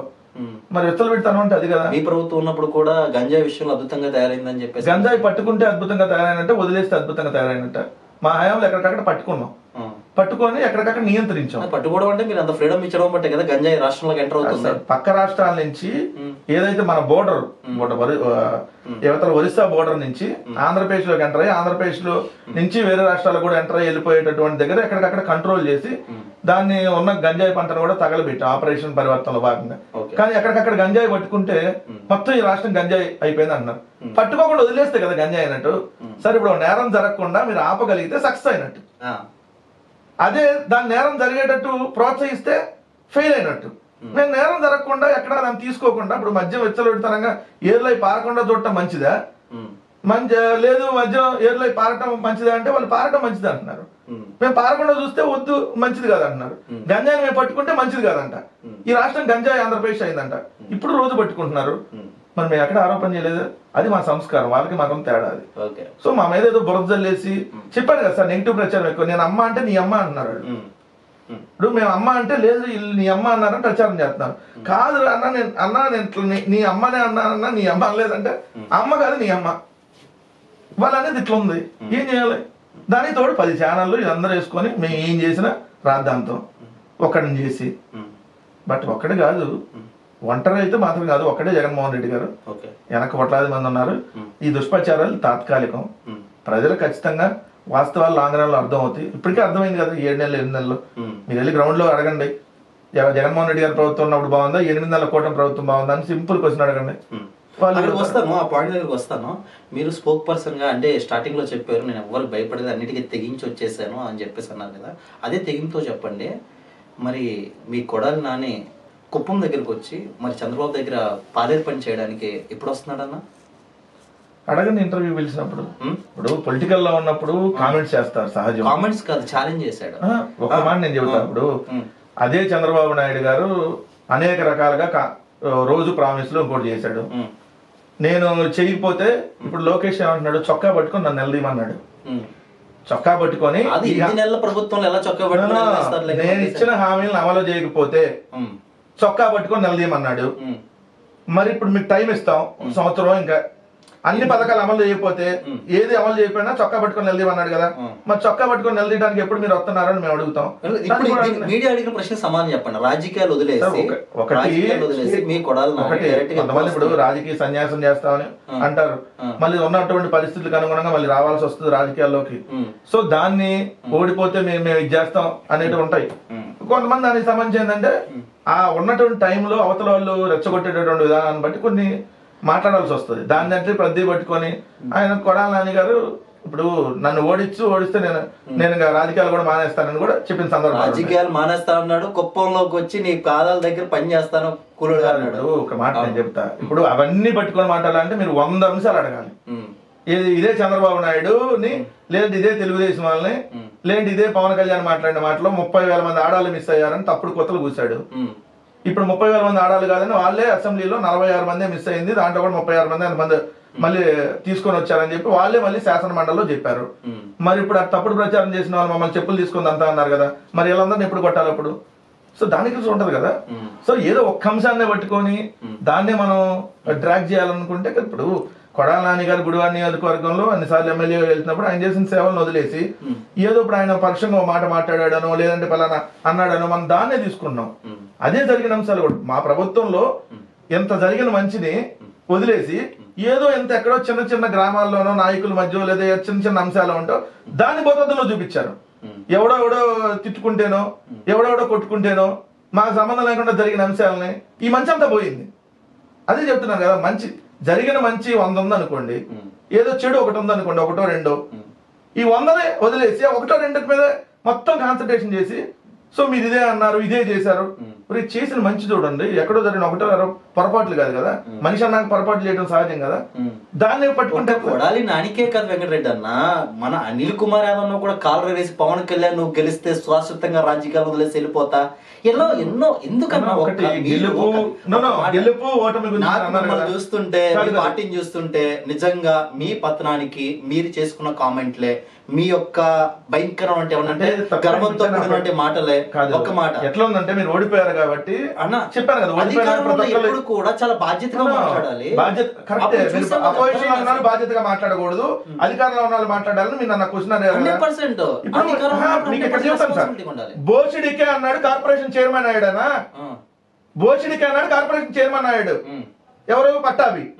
అదే విధంగా మహిళా మంత్రి సంకనాకమని ఇంకో మహిళా మంత్రికి నేను మగతనం చూపిస్తాను రమ్మన్నాడు. ఈ రోజు ఆంధ్రప్రదేశ్ రాష్ట్ర స్పీకర్ అయ్యాడు. చెప్పులు చూపించి మీడియా ముందు చెప్పులు తీసుకున్నంతా నా కొడకల్లారా అన్నాడు. ఈ రోజు ఆంధ్రప్రదేశ్ రాష్ట్ర ఉప ముఖ్యమంత్రి అయ్యాడు. నేను చెప్పాను ఇప్పుడు మీకు 3 పేర్లు చెప్పి, ఒకటి చైర్మన్ అయ్యాడు, ఒకళ్ళు స్పీకర్ అయ్యారు, ఒకళ్ళు ఆంధ్రప్రదేశ్ రాష్ట్ర ఉప ముఖ్యమంత్రి అయ్యాడు. రెడ్ బుక్ అని నేను ఓపెన్ చేసి ఒక్కొక్కటి అంతు తెలుస్తా అన్నాడు. ఈ రోజు మంత్రిగా ఉన్నాడు. మరి వీళ్ళందరూ మాట్లాడినేమో పతివ్రత శిరోమణి మాట్లాడినా, మేము మాట్లాడినేమో వ్యభిచార మాటలు. అంతేగా మీ దృష్టిలో? అదే కాకుండా పవన్ కళ్యాణ్ విషయం, చంద్రబాబు గారి విషయంలో కూడా అసెంబ్లీలో చంద్రబాబు గారి భార్య అది పెద్ద బూత్. అసలు మాట్లాడకపోయినా మాట్లాడారని ఏడ్చిన వాళ్ళు ఎవడన్నా ఉంటే ఇతనే చూపించిన ఏమన్నారు అంటే అతను అసెంబ్లీ రికార్డులో చూపించమన్నాం. అసెంబ్లీ రికార్డులో చూపిస్తే మీరు రండి అని చెప్పాం. లోకేష్ ఎవరు తల్లి, లోకేష్ ఎవరు పుట్టారన్నది చాలా చాలా వల్గారు. అనకుండా అన్నామని ఒక నిమిషం సార్, అనకుండా అన్నారని చెప్పి మీ సభ్యులు అది అన్నారు ఇది అన్నారని చెప్పి అక్కడ అన్న అంశం వేరు, తీసుకొచ్చిన అంశం వేరు. ఏదైతే అంబటి రాంబాబు గారు ఆ రోజు అసెంబ్లీలో మాధవరెడ్డి చావు దగ్గర నుంచి పెంగళ దశరథ రామయ్య వాళ్ళ చావుల దాకా మొత్తం మీద మాట్లాడదాం, వీటన్నిటి మీద కూడా డిస్కస్ చేద్దాం అని గంట అరగంట అని ఏదైతే ఇరిటేట్ చేస్తా మాట్లాడుతున్నప్పుడు మాధవరెడ్డి గారు ఎలా చనిపోయారు, ఏదైతే పెంగళ దశరథ రామయ్య గారు ఎలా చనిపోయారు అలా మొత్తం ఆ లిస్ట్ అంతా అక్కడి నుంచి మొత్తం ఎత్తుకుందాం అనే దాంట్లో వాళ్ళు ఏదో రాంగ్ గా మాట్లాడితే దాన్ని అసలు మీరు తీసుకొని వచ్చి దీని వల్ల ఓడిపోయారు దాని వల్ల ఓడిపోయారు. సరే ఓడిపోయినప్పుడు నేను చెప్పాను కదా, ఓడిపోయినప్పుడు అసలు ప్రతి ఒక్కరు విశ్లేషణ ఎట్లుంటది అంటే రకరకాలుగా ఉంటుంది. అసలు జగన్మోహన్ రెడ్డి గారు ఏం చేయలేదు, ఓడిపోయాడు, లేకపోతే మీకు 11 సీట్లు ఎందుకు వస్తాయి? ఇప్పుడు అనుభవిస్తారు కదా, అనుభవించినప్పుడు తెలుగుదేశం వాడికి కూడా పన్నులు విద్యుత్ ఛార్జీలు పెరిగినాయిగా, తెలుగుదేశం వాడికి పథకాలు రావట్లేదుగా, జనసేనలకు కూడా పథకాలు రావట్లేదుగా, తెలుగుదేశం వాళ్ళకి రిజిస్ట్రేషన్ ఛార్జీలు పెరుగుతాయి కదా, జనసేనకి పెరుగుతాయి కదా, అప్పుడు బాగా హాయిగా ఉంటుందిగా. ఇప్పుడు మీరు మీ ఇంటర్వ్యూస్ నేను రీసెంట్ గా చూసాను అన్న, అన్న ప్రభుత్వం వచ్చి 8 నెలలు కూడా పూర్తి కావట్లేదు, మీరు అప్పుడే 6 హామీల గురించి 6 గ్యారెంటీల గురించి చంద్రబాబు నాయుడు అది చేయలేదు ఇది చేయలేదు అని చెప్పేసి అన్నారే. మీరేమో 2 సంవత్సరాలు కరోనా కోవిడ్ వల్ల మేము ఇంకా చేయలేకపోయాము, రాష్ట్ర బడ్జెట్ సంబంధం లేకుండా ఫస్ట్ డే 1 నుంచి ఇచ్చాం, కరోనాలో కూడా ఇచ్చాం. సరే ఇచ్చారు, ఓకే, దానికి రకరకాల సమాధానం చెప్తున్నారు. 8 నెలల్లోనే మీరు ఇక్కడ ఏదైతే కూటమి ప్రభుత్వం ఉందో ఆ కూటమి ప్రభుత్వాన్ని ప్రశ్నించడానికి మీరు ముందు వచ్చినప్పుడు కనీసం వాళ్ళు వచ్చిన అధికారంలో వచ్చిన వాడిని ఇప్పుడిప్పుడే వాళ్ళు కార్యక్రమాలు చేసుకుంటూ ముందుకు వెళ్తున్నప్పుడు అంత త్వరగా ఇది చేయాలి అది చేయాలి గ్యారెంటీలు చేయట్లేదు అని చెప్పేసి అంటారు. అసలు మీరు ఏం అడగదలుచుకున్నారన్నా? అంటే చంద్రబాబు నాయుడు ఏమన్నా చిన్నపిల్లాడా? ఫస్ట్ టైం ఏమన్నా ముఖ్యమంత్రి అయ్యాడా? మేము అడగొద్దు అంటున్నారు కదా. చంద్రబాబు నాయుడుకి ఏమైనా అనుభవం లేక అసలు ఈ ముఖ్యమంత్రిగా ఫస్ట్ టైం వస్తే అయ్యో ముఖ్యమంత్రిగా ఆయనకి ఏం తెలియదు, ఈ ఆంధ్రప్రదేశ్ రాష్ట్ర బోర్డర్లు తెలియదు, ఈ ఆంధ్రప్రదేశ్ రాష్ట్రంలో ఏ ఊరు ఏడుందో తెలియదు, అసలు ఈ బడ్జెట్ అంటే ఏంది ఏం తెలియనటువంటి ఒక పిచ్చోడిని తీసుకొని పెట్టారు కాబట్టి కొంత టైం పట్టిద్దని అంటే మేము కూడా ఆగుతాం. మీరు ఆ మాట చెప్పండి, మేము కూడా ఆగుతాం. అడగం, 8 నెలలు కాదు, ఇంకో సంవత్సరం అయినా అడగం. మీరు ఆల్రెడీ 3 సార్లు ముఖ్యమంత్రిగా చేసిన వ్యక్తి, నేను వస్తే డే 1 నుంచి సంపద సృష్టిస్తా, వచ్చినప్పుడు మొట్టమొదటి రోజు నుంచి పథకాలు అమలు చేస్తా, చివరిలో కాదు చెప్పిన మాటలు చంద్రబాబు నాయుడు గారు. మరి ఇవన్నీ ఆన్ గోయింగ్ స్కీమ్స్. ఏదైతే ఇప్పుడు అమ్మఒడి ఉంది ఆన్ గోయింగ్ స్కీమ్, మీరు కొత్త స్కీమ్ అనుకోండి, సరే దాన్ని ఏదో విశ్లేషణ చేయడానికి టైం పట్టిద్ది అని అనుకోవచ్చు. 1 నెల 2 నెలలు 3 నెలలు 4 నెలలు.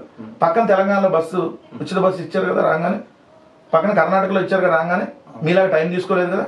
మీరు 8 నెలలుగా ఇవ్వకపోతే 8 నెలలు రాష్ట్ర ప్రజలకు నష్టం జరిగినట్టే కదా. మిమ్మల్ని నమ్మినప్పుడు చివరి ఏడాదిలోనో లేదంటే చివరి 6 నెలల్లోనే ఇస్తే మరి ఈ 4.5 సంవత్సరాలు నష్టపోయినట్టే కదా. మరి 4.5 సంవత్సరాలు తినొద్దా? 4 సంవత్సరాలు ప్రజలు బతకొద్దా? దాన్ని మేము అడగొద్దా? 2 మీరు అన్నట్టు అమ్మఒడి మేము ఇచ్చాం కదా, మేము ఇచ్చినప్పుడు మీరు మొన్న రేపు జూన్లో ఇవ్వాలి కదా, స్కూల్ స్టార్ట్ అయ్యి 8 నెలలు అయింది కదా, మరి ఇప్పటి వరకు మీరు ఇవ్వకపోతే మేము అడగొద్దాం అంటే నువ్వు అసలు ఏం తెలియపోతే నీకు కొత్తగా ముఖ్యమంత్రి వచ్చి అసలు ఏం తెలియదు, ఆయన ఫస్ట్ టైం వచ్చాడు, కొద్దిగా నిలదొక్కడానికి టైం పట్టింది కదా అంటే లాజికల్ గా. అధికార ప్రభుత్వం కూడా ప్రభుత్వం ఏం చెప్తుందంటే జగన్మోహన్ రెడ్డి కొన్ని కోట్ల అప్పు చేసి వెళ్ళిపోయాడు, అప్పులు తీర్చే పరిస్థితుల్లో మేము ఉన్నాము, ఇప్పుడు ఇవన్నీ పథకాలు చేయడానికి టైం పట్టింది అంటున్నారు. దానికి మీరు ఏం చెప్తారు? మంగళవారం మాట్లాడొద్దని చెప్పండి. అప్పులు ఏ ప్రభుత్వం ఉన్నా అప్పులు జరుగుతాయి. మీరు అధికారంలోకి వచ్చేటప్పుడు కొత్తగా రాష్ట్రం విడిపోయినప్పుడు అప్పులు వచ్చినాయి, దాని తర్వాత జగన్మోహన్ రెడ్డి మీరు అధికారంలో ఉన్న 5 ఏళ్ళు అప్పులు చేశారు, తర్వాత ప్రభుత్వం అప్పులు తీర్చింది అప్పులు చేసింది, మేము కూడా ఇది రెగ్యులర్ ప్రాసెస్. మీరు 14 లక్షల కోట్ల అప్పని దుష్ప్రచారం చేశారు కదా, 14 లక్షల కోట్ల అప్పని దుష్ప్రచారం చేసినప్పుడు మీరు ఇవన్నీ చేస్తామని చెప్పారు కదా ప్రామిసెస్. ఇప్పుడు అప్పు అంతా 7 లక్షల కోట్ల లోపే ఉంది కదా, మీరే అసెంబ్లీలో బడ్జెట్ లో పెట్టారు కదా. మరి ఇప్పుడు మీరు ఆ పథకాలన్నీ ఇమీడియట్ గా చేయాలి కదా. చేయకుండా ఏందయ్యా చంద్రబాబు నాయుడు ఏమైంది నీకంటే జగన్మోహన్ రెడ్డి కారణం అంటున్నాడు. చంద్రబాబు నాయుడు ఏంటి నీ ఒంట్లో ఏదో కొంచెం నలతగా ఉన్నట్టు కనిపిస్తున్నావు అంటే జగన్మోహన్ రెడ్డి కారణం అంటున్నాడు. చంద్రబాబు నాయుడు గారు ఏంటి అప్పులు తెస్తున్నారంటే జగన్మోహన్ రెడ్డి గారు కారణం అన్నాడు.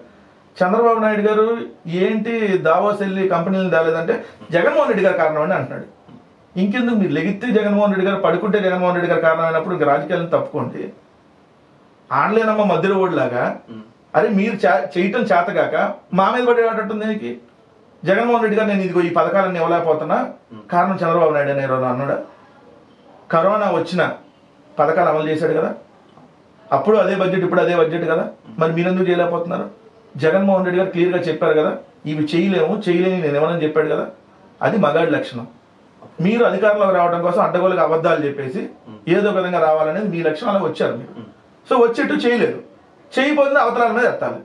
ఇప్పుడు మీరు ఎందుకు ఫెయిల్ అయ్యారని అన్నాం అనుకో, ఆ ముందాడు నేను ముందు కూర్చున్నాడు నాకు పేపర్ చూపించలేదు సార్ అందుకని నేను ఫెయిల్ అయ్యా అన్నట్టుంది. మీరు ఎందుకు ఎగ్జామ్లో ఫెయిల్ అయ్యారంటే నా ముందున్న పేపర్ నాకు చూపించలేదండి, ఆయన రాసేది ఏదో నాకు కనపడలేదు అందుకని నేను ఆయన రాసేది ఏదో చూడలేదు కాబట్టి నేను ఫెయిల్ అయ్యా అన్నట్టుగా చంద్రబాబు నాయుడు గారు చెప్పేది. ఆయన ముందు ఆయన పాస్ అయ్యాడు కానీ మీకు చూపించలా, ఎందుకంటే మీరు అంటే దొంగదారులు చూద్దాం అని వచ్చారు, చదువుకొని రాలా.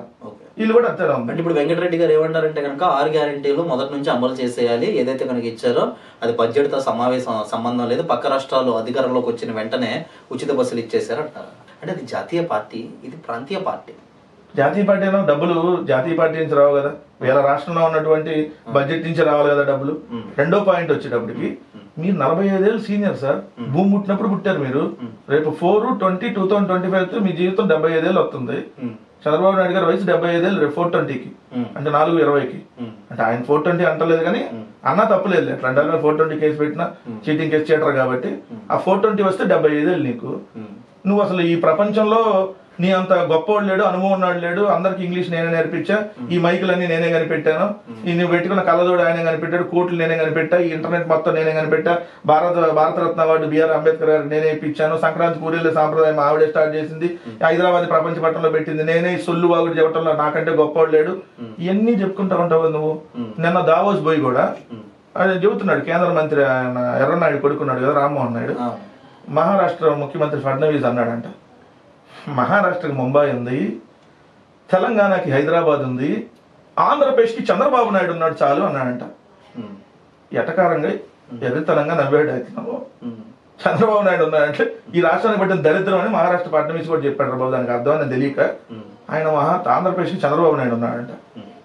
ఇది ఆంధ్రప్రదేశ్కి ఇంకా ఆంధ్రప్రదేశ్లో ఏం లేదు చంద్రబాబు నాయుడు చాలంట అని చెప్పారని.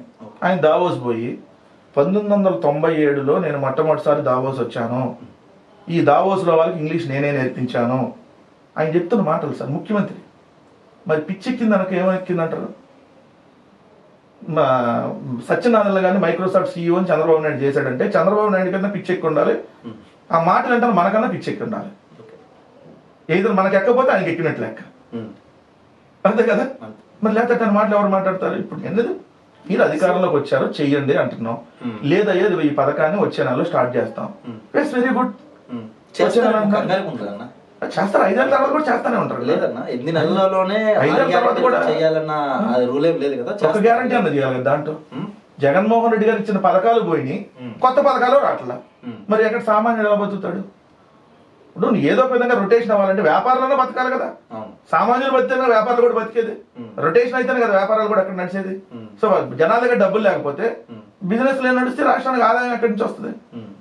సో జనాలకి డబ్బులు రావాలంటే పరిశ్రమలు, ఉద్యోగాలు, లేదంటే పథకాల రూపంలో అక్కడక్కడ చిన్న చిన్న వ్యాపారాలు పెట్టుకోవడానికి అనుకూలమైన వాతావరణం కల్పించాలి. కల్పించినప్పుడు ఏంటి మొత్తం దివాలా తీసేస్తుంది. ఒక ముఖ్యమంత్రి మా రాష్ట్రం దివాలా తీసిందని చెబుతున్నాడు, ఇంతకంటే ఉన్న దౌర్భాగ్యం ఇంకోటి ఉంటుందా? ఎవడన్నా మన ఇల్లు బాగుందని చెప్పుకోవాలి, మనం బాగున్నాం సార్ మా ఊరు రండి మా ఊరు బాగుందని చెప్పాలి. కానీ చంద్రబాబు నాయుడు మా రాష్ట్రం దివాలా తీసింది, నేను తాపీ మేస్త్రిలాగా ఇప్పుడు రిపేర్ చేయడానికి వచ్చాను, మీరు వచ్చి రాష్ట్రానికి రండి అంటున్నాడు. ఎవడన్నా పెట్టుబడి పెట్టడానికి వస్తాడు? సో ఇట్లాంటి ముఖ్యమంత్రి ఆంధ్రప్రదేశ్ రాష్ట్ర ప్రజలు ఏదో జనంలో చేసుకున్న కర్మ అన్న, కర్మ కాకపోతే ఈయన ముఖ్యమంత్రి ఏంది, ఆ సినిమా నటుడు ఉప ముఖ్యమంత్రి ఏంది, అందుకు ఏమీ తెలియదు. 90,000 మెజార్టీలు 80,000 మెజార్టీలు, ఇదంతా ఏదో సినిమా 3 గంటల సినిమా లాగలేదు. మీకు అలా అనిపిస్తుంది మీరు ఇలా చేసి ఇలా కామెంట్స్ చేసి లేకపోతే చంద్రబాబు నాయుడు గారిని ఇలా తక్కువ చేసి లేకపోతే మాటలు మీరు మాట్లాడుతూ ఉంటారు.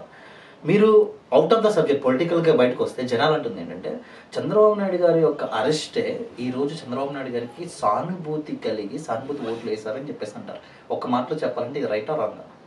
సార్ నేను ఒకటే చెప్తాను, విశ్లేషణ ఓడిపోయినప్పుడు ఒక రకంగా చేస్తాం, గెలిచినప్పుడు ఒక రకంగా చేస్తాం. దట్ ఈస్ ద మానవ సైకాలజీ. అది అదే జగన్ గారు గెలిచి ఉంటే ఇవన్నీ పక్కన పెట్టేసేవాళ్ళు కదా.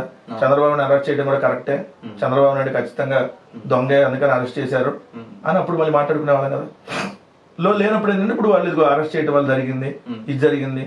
సార్ నిజంగా మేము ఆ లాభాలు ఆలోచించి జగన్మోహన్ రెడ్డి గారు పరిపాలన చేస్తుంటే పార్టీకి నష్టం జరిగింది ఇది, లేదంటే ఇది చేస్తే మనకు లాభం జరుగుద్ది అని ఆలోచన చేస్తుంటే మేము కూడా పక్క పాలిటిక్స్ చేసేవాళ్ళం. ప్రభుత్వంలో పాలిటిక్స్ చేసేవాళ్ళం. మేము ప్రభుత్వంగా నడిపాం, పాలిటిక్స్ చేయాలి. సో పాలిటిక్స్ విధంగా చంద్రబాబు నాయుడు గారు ఇట్లా అరెస్ట్లో అయినా ఆలోచిస్తే పాలిటిక్స్ చేసేవాళ్ళం. సో మేము చేయలేదు. సో రకరకాల విశ్లేషణ సార్, ఎవరో ఏదో అనుకున్నారని దాని మీద ఒకటైతే మేము ఫ్యాక్టరీ చెప్తున్నాం, ఓటమి గెలుపు సహజం. సో మేము పార్టీ పెట్టినప్పటి నుంచి అపోజిషన్ మాకు ఎక్కువ రోజులు, ఎందుకంటే మేము అధికారాన్ని వదులుకొని వచ్చాం. 2009లో అధికారం ఉన్నప్పుడే వదులుకొని పార్టీ పెట్టాం. 2011లో వైఎస్ఆర్ కాంగ్రెస్ పార్టీ జగన్ గారు. సో అప్పుడు అపోజిషన్.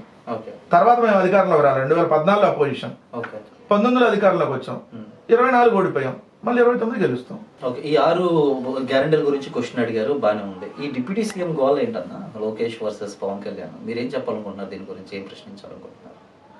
బలవంతుడు సమర్థుడైనటువంటి ఒక రాజుని ఎదుర్కోవడం కోసం ఆ రాజ్యంలో ఉన్న దొంగలు, దోపిడీదారులు, సరిపోదన్నట్టుగా మీడియా దొంగల్ని, ఇంకో పక్క రాష్ట్రంలో ఉన్న దొంగల్ని, ఇంకా పక్క రాష్ట్రంలో ఉన్న రాజకీయ పార్టీ దొంగల్ని అందరిని కలుపుకొని అయినా మన బలం సరిపోవట్లేదని ఎన్నో కుయుక్తులు అన్నీ ఆ రాజ్యంలో ఉన్న రాజును దించారంట. అంటే ఆంధ్రప్రదేశ్లో ఆ రాజు జగన్మోహన్ రెడ్డి గారిని దించారు. దించిన తర్వాత దొంగలు ఎక్కువ కాలం ఉండగలుగుతారా? ఇద్దరు దొంగలు అన్నప్పుడు వాటాలు పంచుకునే దగ్గర గొడవ రాదా? నీకు నాకు సగం కావాలి. ఈ వాటాల పంచాయతీ డిప్యూటీ సీఎంలు గోవాల, అంతే కదా. 3 పార్టీలు, నేను తోపు అంటే నేను తోపు అని ఒకడు, నా వాడికే ఉప ముఖ్యమంత్రి ఉండాలంటే సరే నీ వాడు ఉప ముఖ్యమంత్రి కావాలంటే మా వాడిని ముఖ్యమంత్రి చేయండి ఇంకొకడు. మరి ఈ గొడవ ఏంది సార్? ఒకటైతే భవిష్యత్తులో జరిగిద్ది. ఏం జరుగుతుంది? పవన్ కళ్యాణ్ ఉప ముఖ్యమంత్రిగా, లోకేష్ ముఖ్యమంత్రిగా పవన్ కళ్యాణ్ చేత ప్రపోజల్ పెట్టిస్తాడు చంద్రబాబు నాయుడు. అది కూడా ఒక 5-6 నెలల్లో మ్యాక్సిమం. 5-6 నెలలు అంతే. లేకపోతే ఇంటి పోరు మామూలు పోరు కాదు కదా. లాస్ట్ అవకాశం 5 సంవత్సరాలు రాష్ట్రాన్ని బాగు చేసే చచ్చిపోతారు అంటే చంద్రబాబు నాయుడు రోజు లోకేష్ అంతా, చంద్రబాబు నాయుడు రోజు డమ్మి మొత్తం. నాకు ఒక అవకాశం ఇవ్వండి. చంద్రబాబు నాయుడు మాటలు ఏముంది? ఈ రోజు చంద్రబాబు నాయుడు కాదు ముఖ్యమంత్రి, నారా లోకేష్ ముఖ్యమంత్రి రాష్ట్రానికి. అఫీషియల్ గా చంద్రబాబు నాయుడు వరకు ముందు బట్టలు వేసుకొని నిలబడ్డాడు అంతే. మొత్తం ఆ బట్టల వెనక మొత్తం గవర్నమెంట్ నడిపిస్తుంది నారా లోకేష్. ఆ నారా లోకేష్ పక్కన ఏదైతే ఈ అన్ని స్కాములకి సూత్రధారిగా ఉంటుంది కిలార్ రాజేష్. సో వీళ్ళు ఈ రోజు నడుపుతుంది. పవన్ కళ్యాణ్ అంతా అక్కడ కూర్చోని నుంచోవాలి. ఓవర్ పైకి బయటకు వచ్చి మీడియా ముందు సోది వాడుతుంది తప్ప Pawan Kalyan nothing, zero. Chandrababu Naidu zero అంటే పవన్ కళ్యాణ్ జీరో కాక ఏమవుతాడండి? ఈ రోజు నారా లోకేష్ ఒక్కడే ఈ ప్రభుత్వాన్ని నడుపుతుంది. సో నారా లోకేష్ అనుకుంటే ఈ రోజు ఆయన ముహూర్తం పెడితే ఆయన రేపు మంచి ముహూర్తం చూడమని వాళ్ళకి చెప్తే అప్పుడు ముఖ్యమంత్రి అయిపోయినట్టు అంతే. సో ఇవన్నీ వాళ్ళకి మధ్య ముందు నుంచి మెంటల్ గా ప్రిపేర్ చేయడానికి వచ్చినటువంటిది. ఎందుకంటే లోకేష్ ముఖ్యమంత్రి చేయడం కోసం మెంటల్ గా కింద నుంచి ప్రిపేర్ చేసుకొస్తున్నారు జనసేన వల్ల, దాంట్లో భాగం అంతే.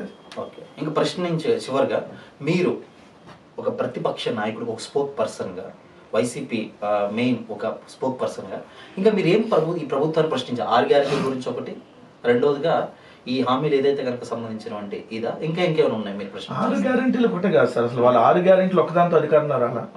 ప్రతి వర్గాన్ని, అంటే మీకు ఇప్పుడు ఇక్కడ ఎవరన్నా కనపడితే వాళ్ళకి హామీ ఇస్తాం, ఇక్కడ ఎవరన్నా కనపడితే వాళ్ళకి హామీ ఇస్తాం, ఇట్లా చెప్పారు. మేము ఆటో వాళ్ళకి 10,000 అంటే వాళ్ళు 15,000, మత్స్యకారులు మేము 10,000 అంటే వాళ్ళు 15,000, జర్నలిస్టులు కానీ మళ్ళీ అంటే పూజారులు కానీ మొత్తం రకరకాల అందరికి మేము ఇది చేసేస్తాం అది చేసేస్తాం అన్నారు. మరి అన్ని వర్గాలకి చేయాలి కదా. ఒక సూపర్ 6లో కాదు, సూపర్ 6 తో పాటు ఎన్ని ఉన్నాయి. సూపర్ 6 తో పాటు మళ్ళీ పవన్ కళ్యాణ్ షణ్ముఖ వ్యూహం ఉంది. దాంట్లో ఏమని, ప్రతి నియోజకవర్గంలో 500 మంది యువతకి ప్రతి సంవత్సరం ఒక్కొక్క 500 మంది యువతని సెలెక్ట్ చేసుకుని ఒక్కొక్కరు 10 లక్షలు ఇస్తారన్నారు. మరి ఫస్ట్ సంవత్సరం అయిపోతుంది కదా. మళ్ళీ జనవరి 1 జాబ్ క్యాలెండర్ అన్నారు కదా, జనవరి ఎండింగ్ కూడా అయిపోయింది కదా, మరి జాబ్ క్యాలెండర్ లేదు కదా. డిఎస్సి తొలి సంతకం అన్నారు కదా, సంతకం పెట్టారు కానీ నోటిఫికేషన్ ఇవ్వలేదు కదా. సో ప్రతి ఒక్క దాని మీద పోరాడతాం. నాట్ ఓన్లీ ఇదొకటి, ఫీజు రియంబర్స్మెంట్ రావట్లా, ఆల్రెడీ ఈరోజు మధ్యాహ్న భోజనం సరిగ్గా అందట్లా. మొన్నటికి మనం చూస్తే అసలు మనం లైవ్లో మాట్లాడలేని అంశం సార్. అది ఎంత బాధాకరమైన సంఘటన అంటే, అన్నమయ్య జిల్లా ములకుదురు పాఠశాలకు సంబంధించి శానిటరీ నాప్కిన్స్ అమ్మాయి అడిగితే మెన్షన్స్ అయినా చూపించమని అంటున్నారు. ఎలా సార్ ఇదని చూపిస్తే శానిటరీ నాప్కిన్స్ ఇస్తామనే విధంగా ప్రభుత్వంలో వాళ్ళు వ్యవహరిస్తుంటే ఎంత దారుణమైన పరిస్థితులు ఉన్నాయి. అక్కడ హాస్టల్లో పిల్లలు తలస్నానం చేయాలంటే 100 రూపాయలు కట్టి తలస్నానం చేయాలంట. ఇట్లాంటి పరిస్థితులు రాష్ట్రంలో ఉన్నప్పుడు మరి ఖచ్చితంగా ప్రశ్నించాలి కదా. ఎందుకంటే ఉప ముఖ్యమంత్రి, ముఖ్యమంత్రి వాళ్ళందరూ ఈ అంశాలను డైవర్ట్ చేసే కార్యక్రమం. మొన్న మనం చూస్తే తిరుపతిలో 6 చనిపోతే సారీ చెప్పమంటాడు, అయిపోయింది సారీ చెప్తే అంత సారీ మీద డిస్కషన్, అంటే టాపిక్ డైవర్షనే కదా. ఇప్పుడు ఒకరి మీద కేసు పెట్టారు, దాంట్లో chairman, EO, deputy EO, chairman, EO నీ ముందే కొట్టుకుంటారు, చంద్రబాబు నాయుడు ముందే తిట్టుకుంటున్నారు. నువ్వెంత అంటే నువ్వెంత, నీ వల్ల అయిందంటే నీ వల్ల అయిందని. మరి వాళ్ళందరినీ బాధ్యతను వదిలేసి ఎవడో ఒకరిని ట్రాన్స్ఫర్ చేసాం, లేదంటే ఒకరిని విధులను తప్పించామంటే ఇది కాదు కదా. సో ఇది ఒక్కటే సార్, మనం నిజాన్ని ఎంత దాయాలని ప్రయత్నిస్తే కొన్ని రోజులు దాయగలుగుతాం, మహా అయితే కొన్ని సంవత్సరాలు కూడా దాయగలుగుతాం. తర్వాత ఎప్పుడోకన్నా బయటపడింది కదా. మనం తప్పులు చేసాం అనుకుందాం సార్, తప్పు కప్పిపుచ్చుకున్నాం, మనం అవతలాడికి మనం చేసిన తప్పు తెలియలేదు అనుకున్నాం అనుకోండి, తెలియలేదని అనుకుంటాం, ఏదో రోజు బరెస్ట్ అయ్యి వాడే చెబుతాడు నువ్వు తప్పు చేసావురా. సో ఈ కూటమి ప్రభుత్వంలో కూడా ఇప్పుడు ఏంటంటే ప్రశ్నిస్తే కేసులు పెడతారు. సో అందుకని ఏంటి, ఆయన క్లియర్గా చూద్దాం, వెయిట్ చూద్దాం, టైం వచ్చినప్పుడు రెవల్యూషన్ వస్తుంది. ఒకసారి రోడ్ల మీదకి వస్తారు. నిన్న విద్యార్థులు వచ్చారు అవనగడ్డలో, డిఎస్సి నోటిఫికేషన్ ఎప్పుడు ఇస్తారని. సో ఎక్కడికక్కడ అంగన్వాడీ వాళ్ళు ఇంకోళ్ళు వస్తున్నారు. జగన్మోహన్ రెడ్డి గారు ఫ్రాంక్గా చెప్పాడు, ఆయన ఏంటంటే నేను చేస్తానని తిప్పించుకోవాలి. అమ్మ నేను చేయలేను, నా దగ్గర ఉంది ఇంతే, లేదమ్మా నేను చేయలేను అన్నాడు. మా నాయకులు అడిగారు సార్, మా నాయకులు అన్న వాళ్ళు సూపర్ 6 అని నేను ఇస్తున్నారు, మనం కూడా అమ్మఒడి పెంచుదాం, మనం అమ్మఒడి ఎంతమందికి ఉంటే అంతమందికి ఇద్దామని చెబుదాం అంటే, ఇప్పుడు అమ్మఒడికి మేము 4 సంవత్సరాలు ఇచ్చాం సార్. 5 ఏళ్ళు మా గవర్నమెంట్కి సంబంధించి 25,000 కోట్లు ఇచ్చాం. దాన్ని మనం పెంచాలంటే 50,000 కోట్లు అయింది. ప్రతి ఇంట్లో 2 ఉంటారు కదా, 2కి ఇవ్వాలి. కొన్నింట్లో 3 ఉంటారు, కొన్నింట్లో 1 ఉంటారు, కొన్నింట్లో 2 ఉంటారు. 50,000 కోట్లు ఎక్కడి నుంచి తెస్తాం ఈ పథకానికి? పెన్షన్స్ 4,000 రూపాయలు వాళ్ళు హామీ ఇచ్చారు, మేము అప్పుడు చేయలేమని చెప్పాం.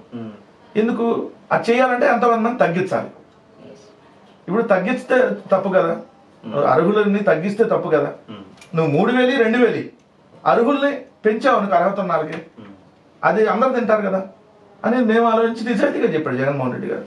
సార్ నిజాయితీగా చెప్పి ఓడిపోయాం, కానీ సాటిస్ఫాక్షన్ ఉంది ఓటంలో కూడా. ఎందుకంటే మేము అబద్ధాలు చెప్పాలా. మమ్మల్ని తిట్టుకుంటే మా నాయకులు తాత్కాలికంగా 2-3 రోజులు తిట్టుకొని ఉంటారు, అరే జగన్ గారు చెప్పుంటే బాగుండదు కదా, లేకపోతే ఓడిపోయామని. బట్ లాంగ్ రన్లో ఇవన్నీ చూస్తున్న తర్వాత మళ్ళీ అధికారంలో మేము వచ్చి ఇట్లా ఫాల్స్ ప్రామిస్ ఇచ్చి చేస్తుంటే మమ్మల్ని రోజు తిడతారు కదా, రోజు శాపనార్థాలు పెడతారు కదా. సో మాకు అది వద్దు. ఓటమో గెలుపు ఏది శాశ్వతం కాదు, ఓటమి శాశ్వతం కాదు, గెలుపు శాశ్వతం కాదు. సో ప్రజలకు ఇచ్చిన మాట కోసం నిలబడటం అనేది శాశ్వతం అనేది మా నాయకుడు నమ్ముతాడు. మనం అపోజిషన్లో ఉన్నా ప్రజల పక్షాన్ని నిలబడాలి, అధికారంలోకి వస్తే ప్రజలకు మేలు చేయాలనేది మా నాయకుడు ఆలోచన. సో ఈరోజు ప్రజల తరఫున పోరాడుతున్నాం, మనం అంతకుముందు పోరాడాం, మొన్న ప్రజలకి సేవ చేసాం, మళ్ళీ అవకాశం ఇస్తారు మళ్ళీ సేవ చేస్తాం. సింపుల్. దాంట్లో ఏ విధంగా దాంట్లో మా నాయకుడు ఒకటే ఆలోచనతో ఉంటాడు జగన్ గారు. ఆయన చూసి చాలా నేర్చుకోవాలి, మనం ఒక ఇన్స్పిరేషన్గా తీసుకోవాలి వాస్తవంగా అయితే. సో నిజంగా ఒక లీడర్గా ఎలా ఉండాలి, ఏమైంది ఓడిపోతే ఏమైనా చచ్చిపోతావా అంటాడు ఆయన.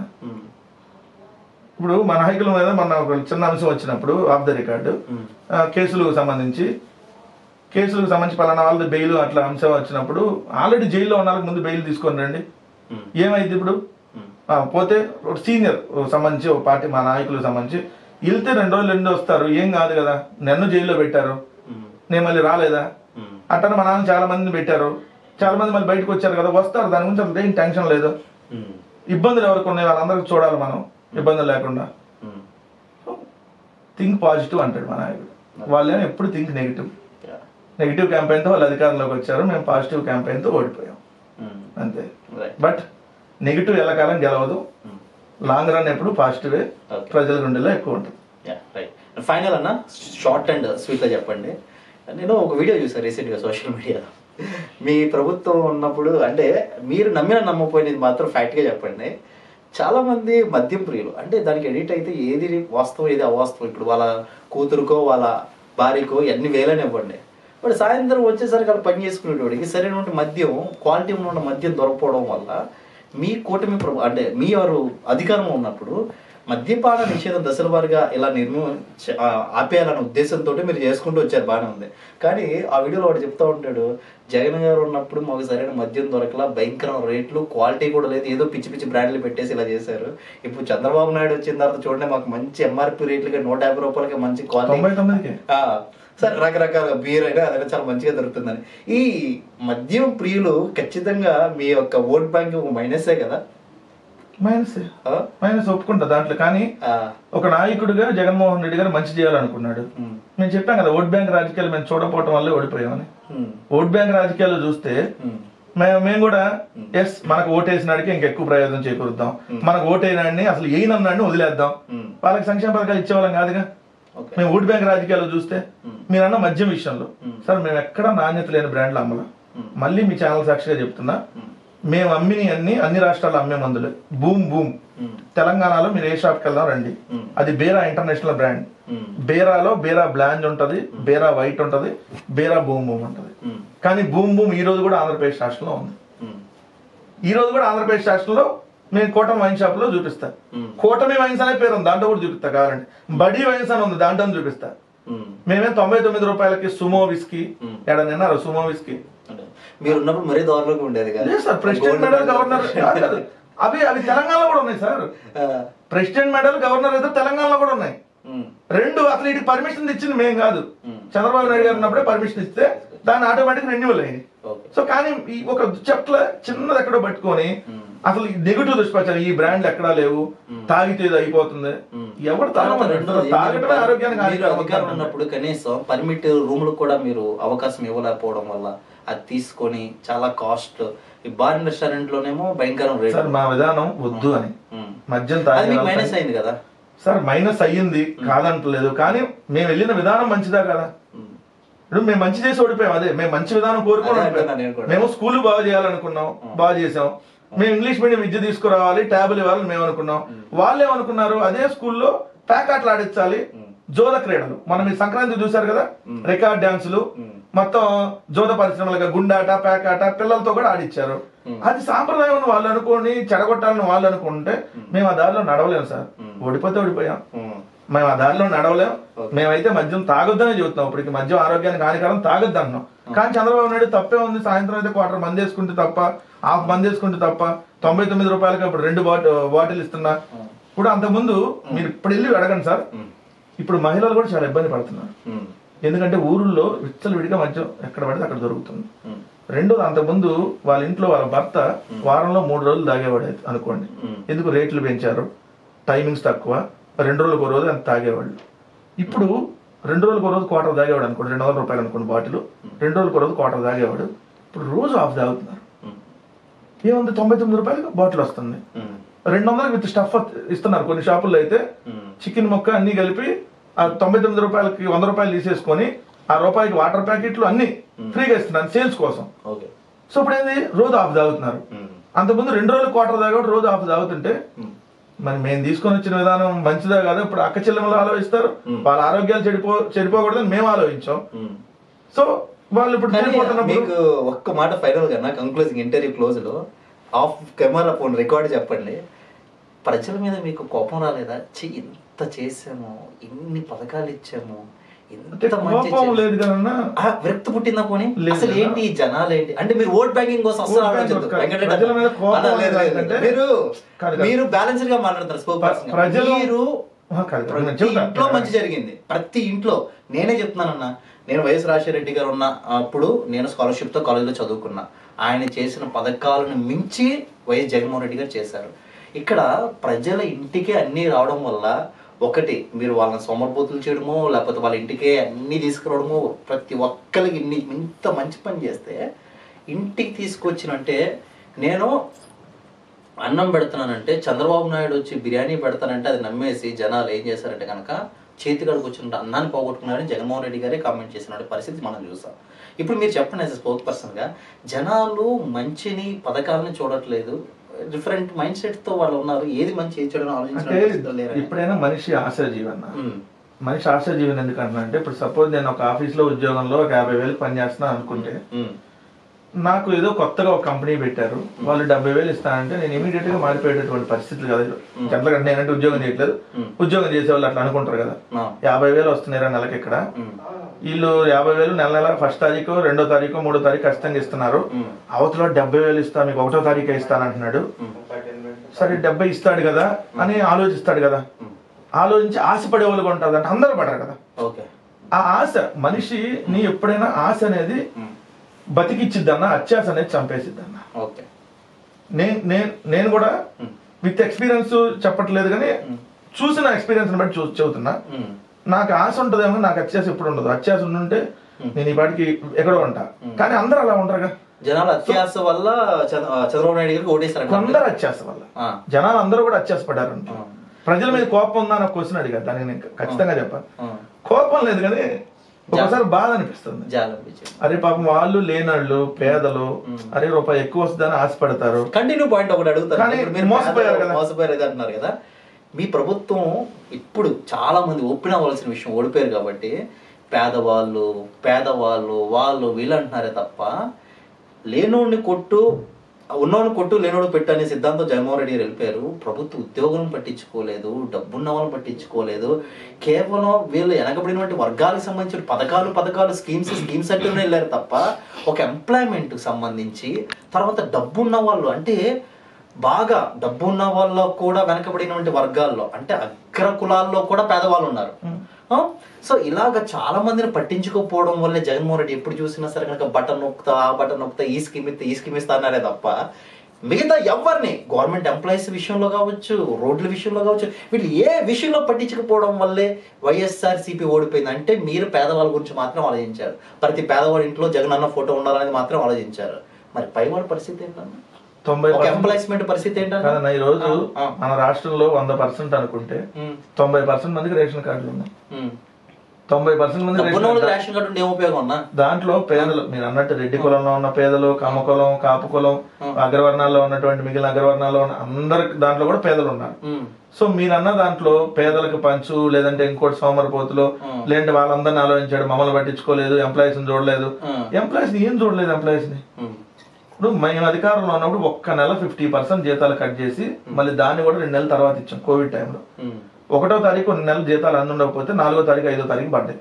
బట్ ఈ కూటమి ప్రభుత్వం వచ్చినాక ఒక్క జూలై నెలలో తప్ప ఏ నెలన్నా 1వ తారీఖు జీతం పడింది అడగండి. ఎంప్లాయీ గవర్నమెంట్ 8 నెలల గురించి ఎందుకు ప్రశ్నిస్తున్నారు? 8 నెలలు చిన్న పీరియడ్ కాదు సార్, 8 నెలలు నాట్ చిన్న పీరియడ్. నేను మీ 5 సంవత్సరాల పాలన గురించి అడుగుతున్నా, నాకు దీనికి ఆన్సర్ చెప్పండి. మీరు ఎందుకు వీళ్ళనే పట్టించుకుని మిగతా వాళ్ళు అంటే పట్టించుకోలేదని ఎవరన్నారు సార్? ఇప్పుడు అమ్మఒడి రెడ్లకి, కాపులకి, కమ్మ, లేదంటే మీరు అన్న క్షత్రియ దీంట్లో ఉన్నటువంటి పేదలకు అమ్మఒడి రాలేదా? వీళ్ళందరికి అమ్మఒడి వచ్చింది. రైతు భరోసా, రైతులకు కులమే ఉండదు, అన్ని కులాల్లో ఉన్న రైతులు ఉంటారు కదా, రైతు భరోసా అందింది కదా. ఎస్పెషల్లీ కొన్ని పథకాలు మహిళలకి, కొన్ని పథకాలు సమ్ కేటగిరీ, ఇప్పుడు పెన్షన్ ఉంది, ఖచ్చితంగా ఓసీలో ఉన్న అందరికి వస్తుంది కదా పెన్షన్ కూడా. సో మేము ఎవరు పట్టించుకోలేదు అంటాం కదా సార్. చెప్పట్లా, ఇక్కడ ఒక రకమైన డివిజన్ తీసుకొని వచ్చారు వాళ్ళు. ఏ విధంగా అవతల అపోజిషన్ వాళ్ళు జగన్మోహన్ రెడ్డి గారు అన్ని పనిచేస్తున్నాడు, అందరు పేదలందరికీ ఈ డబ్బులన్నీ మనం కట్టిన ట్యాక్సుల రూపంలో కట్టినన్ని పేదలందరికీ దోచిపెట్టేస్తున్నాడు, పేదలందరికీ పంచిపెట్టేస్తున్నాడు, పేదలకు ఇంగ్లీష్ మీడియం అంటున్నాడు అనేటప్పుడు కొంత అగ్రవర్ణాల్లో ఉండే కొంతమందికి ఆ ఫీలింగ్ తీసుకురావటం. అందరూ కూడా కాదు, దాంట్లో కూడా రెడ్డిలో కూడా ఉంటారు, ఏందో అందరికి వాళ్ళకే పెడతాడు మనకి పెట్టలేదు అనేవాళ్ళు ఉంటారు. దాంట్లో అలా డివిజన్ తీసుకొని వచ్చి వాళ్ళ డివిజన్ ని పెంచగలిగి బయట ఉన్న వాళ్ళందరినీ ఏకం చేసి, బయట ఎన్ఆర్ఐలు వాళ్ళందరినీ, అసలు ఈ రాష్ట్రంలో పేదలకు జగన్మోహన్ రెడ్డి అంతా పనిచేసేస్తున్నాడు. వాళ్ళు అసలు ఇంట్లో కూర్చుంటే వాళ్ళకి వాలంటీర్ రిలీజ్ డబ్బులు వస్తున్నాయి, ఇంట్లో కూర్చుంటే అకౌంట్ లో డబ్బులు పడుతున్నాయి. పేదవాడు అట్లా నుంచి పై స్థాయికి వెళ్తే అట్లా మన ఊర్లోనే ఇంగ్లీష్ మీడియం పెట్టి వాళ్ళందరినీ మన పిల్లలతో పక్కన కూర్చోబెట్టి చదివిస్తున్నాడు. సో రెవల్యూషన్ లాగా తీసుకొని వచ్చేయాలనే ఒక ప్రయత్నం చేసి కొంతమందిని ఏకం కట్టాడు. కానీ అందరూ కాదు, అందరూ పాప దాంట్లో కూడా బాగుపడాలని, పేదలు కూడా బాగుపడాలని కోరుకునే అగ్రవర్ణాలు చాలా మంది ఉన్నారు. దాంట్లో ఒకటి తీసుకొని వచ్చి అసలు ఇంకేం చేయట్లేదు, ఇక్కడ రోడ్లు కొంత బాగాలేని మాట వాస్తవం. అది ఎక్కడైనా ప్రాసెస్ జరుగుతూ ఉంటాయి, వేస్తూ ఉంటారు, పోతా ఉంటాయి. తెలంగాణ అంటే ఏ రాష్ట్రమైనా అంతే కదా. దాన్ని పెద్ద భూతార్థంలో చూపించేసి జగన్మోహన్ రెడ్డి గారు అందరూ దోచిపెడుతున్నాడు, ఎప్పుడు రానా క్యాస్ట్లు కూడా పదవులు ఇచ్చేశాడు, ఇంతమంది బీసీలకి ఇది కార్పొరేషన్ చైర్మన్లు పెట్టాడు, ఇంతమంది ఎస్సీ ఎస్టీలకి వీటన్నిటిలో కార్పొరేషన్లో పదవులు అంటున్నాడు. ఈ రకంగా కొంత తీసుకొని వచ్చి కొంత చెప్పట్లేదు సార్, నెగిటివ్ తొందరగా వెళ్ళింది. అతి మంచి ఇప్పుడు నేను ఇంటర్వ్యూ చేశా కదా, నేను ఇంత ఇంటర్వ్యూ చేసినప్పుడు ఇంత సబ్జెక్ట్ లో ఏడన్నా నేను కింద కాలు చెప్పు తీసుకొని అటు చెప్పు చూపించాను అనుకో, దానికి వ్యూస్ ఎక్కువ వెళ్తాయి.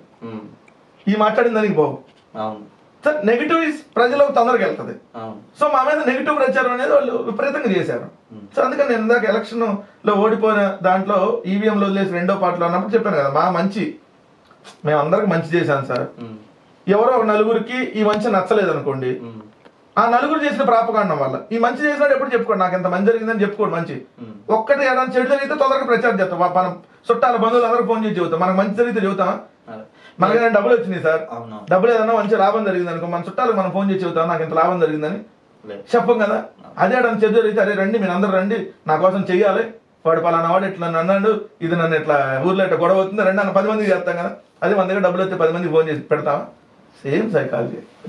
సో మొత్తానికి అతి మంచే మిమ్మల్ని ఓడించింది, అతి మంచి పథకాలే మీ ఓటమికి కారణమైంది అని కూడా అనుకోవచ్చు. మా నిజాయితీ మమ్మల్ని ఓడగొట్టింది అనుకోండి. ఓకే రైట్, నిజాయితీ ఉంది. తర్వాత అధికారంలో ఉన్నప్పుడు కూడా కొంచెం అహంకార ధోరణి కూడిన మాటలు కూడా కొన్ని ఉన్నాయి, మీరు ఒప్పుకోవాలి సార్. ఇంకా అంటే అందరు కాదు, కొంతమంది పర్టికులర్ మీ పార్టీలో కొంతమంది ఒకటి అరాది భూతద్దంలో పెట్టి చూపిస్తే ఇప్పుడు జగన్ గారు ఎప్పుడైనా జగన్ గారికి చంద్రబాబు నాయుడిని కూడా ఈ పెద్ద మనిషి చంద్రబాబు నాయుడు గారిని గౌరవంగా మాట్లాడతారు. కానీ ఇదే పవన్ కళ్యాణ్ ఏ జగన్ ఎంత పవన్ కళ్యాణ్ ఏంది అసలు క్యాపబిలిటీ ఏంది? నీ జీవితంలో తెలుగుదేశం పార్టీ అనేది లేకపోతే నీ జీవితంలో జనసేన నుంచి నువ్వు ఎమ్మెల్యే గెలగలుగుతావా? నీ జీవితంలో ఊరికి టండాలు అందరూ మాట్లాడి ఏం చేస్తాం సార్? ఒక్కోసారి కుక్కను తీసుకొచ్చి సింహాసనం మీద కూర్చోబెట్టినా తప్పదు, ఆ సింహాసనానికి మనం గౌరవం ఇవ్వాలి కాబట్టి గౌరవించి మాట్లాడాలి. సో అన్ని రోజులు ఒకేలాగా ఉండమని మాత్రం గుర్తుపెట్టుకోండి. మీ పతనం ఇప్పుడు బిగిన్ అయింది, దేవన్ అధికారంలోకి వచ్చినప్పటి నుంచి బిగిన్ అయింది. సో ఈ పతనం అనేది పూర్తిగా పాతాళానికి ప్రజలు తొక్కే రోజు అతి త్వరలో ఉంది. జమిలీ వచ్చినా రాకపోయినా మీ ప్రభుత్వం అయితే ఉండేది 4 ఏళ్లే. సో ఈ 4 ఏళ్లలో ఏం చేసుకుంటారో చేసుకుంటే ఒకటైతే గుర్తుపెట్టుకోండి, జగన్మోహన్ రెడ్డి గారు మళ్ళీ అధికారంలోకి రాకూడదని బాగా యాగాలు చేయండి, పూజలు చేయండి, వస్తే అయినా వస్తాడు. ఖచ్చితంగా వదలం. వడ్డీకి వడ్డీ ఎలా అయితే మీరు చేశారో న్యాయపరంగా పోతాం, మీలాగా ఇల్లీగల్ గా కాదు. సో జగన్మోహన్ రెడ్డి గారిని మీరు రానియకుండా చేయాలని చాలా యాగాలు చేశారు కదా, మళ్ళీ చేయండి, ఏం కాదు. అయినా ఈసారి వస్తాం, ఎందుకంటే చాలా ప్రతిసారి చేస్తానే ఉంటారు యాగాలు పూజలు, మొత్తం క్షుద్ర పూజలు కూడా చేస్తారు కదా, రాకూడదని. ఏం చేసినా ఈసారి అయితే మాత్రం ఆ క్షుద్ర పూజలు ఉల్టా మీ మీద పడతాయి. ఈసారి మళ్ళీ వచ్చేది మేమే. వచ్చినాక ఇదే అభివృద్ధి, ఇదే సంక్షేమం సార్. 2014 to 19 చంద్రబాబు నాయుడు గారి పాలన వరస్ట్ అని అందరూ తెలుసు. 19-24 మా పాలన ఎలా చేసాం అదే పాలన కొనసాగిస్తాం అంటున్నాం మేము. స్టిల్ దానికి కట్టుబడి ఉంది, ఎందుకంటే మేము అంత మంచి పరిపాలన అందించాం. ఆ పరిపాలనే కొనసాగిస్తాం ప్రజలకు. రైట్. సో ఇది ప్రస్తుతానికి వైఎస్ఆర్సీపీ స్పోక్ పర్సన్ వెంకటరెడ్డి గారు చెప్పినటువంటి అనేక విషయాలు. సో చూసారు కదా ఇంటర్వ్యూ. ఫ్రెండ్స్ నచ్చితే కనుక ఈ వీడియోని లైక్ చేయండి, షేర్ చేయండి. మరొక హాట్ టాపిక్ మీద మళ్ళీ అదే వెంకటరెడ్డి అని తీసుకొచ్చి ఇంటర్వ్యూలో చాలా విషయాల్ని మీతో తప్పకుండా షేర్ చేస్తాను. Thank you so much. Sign of.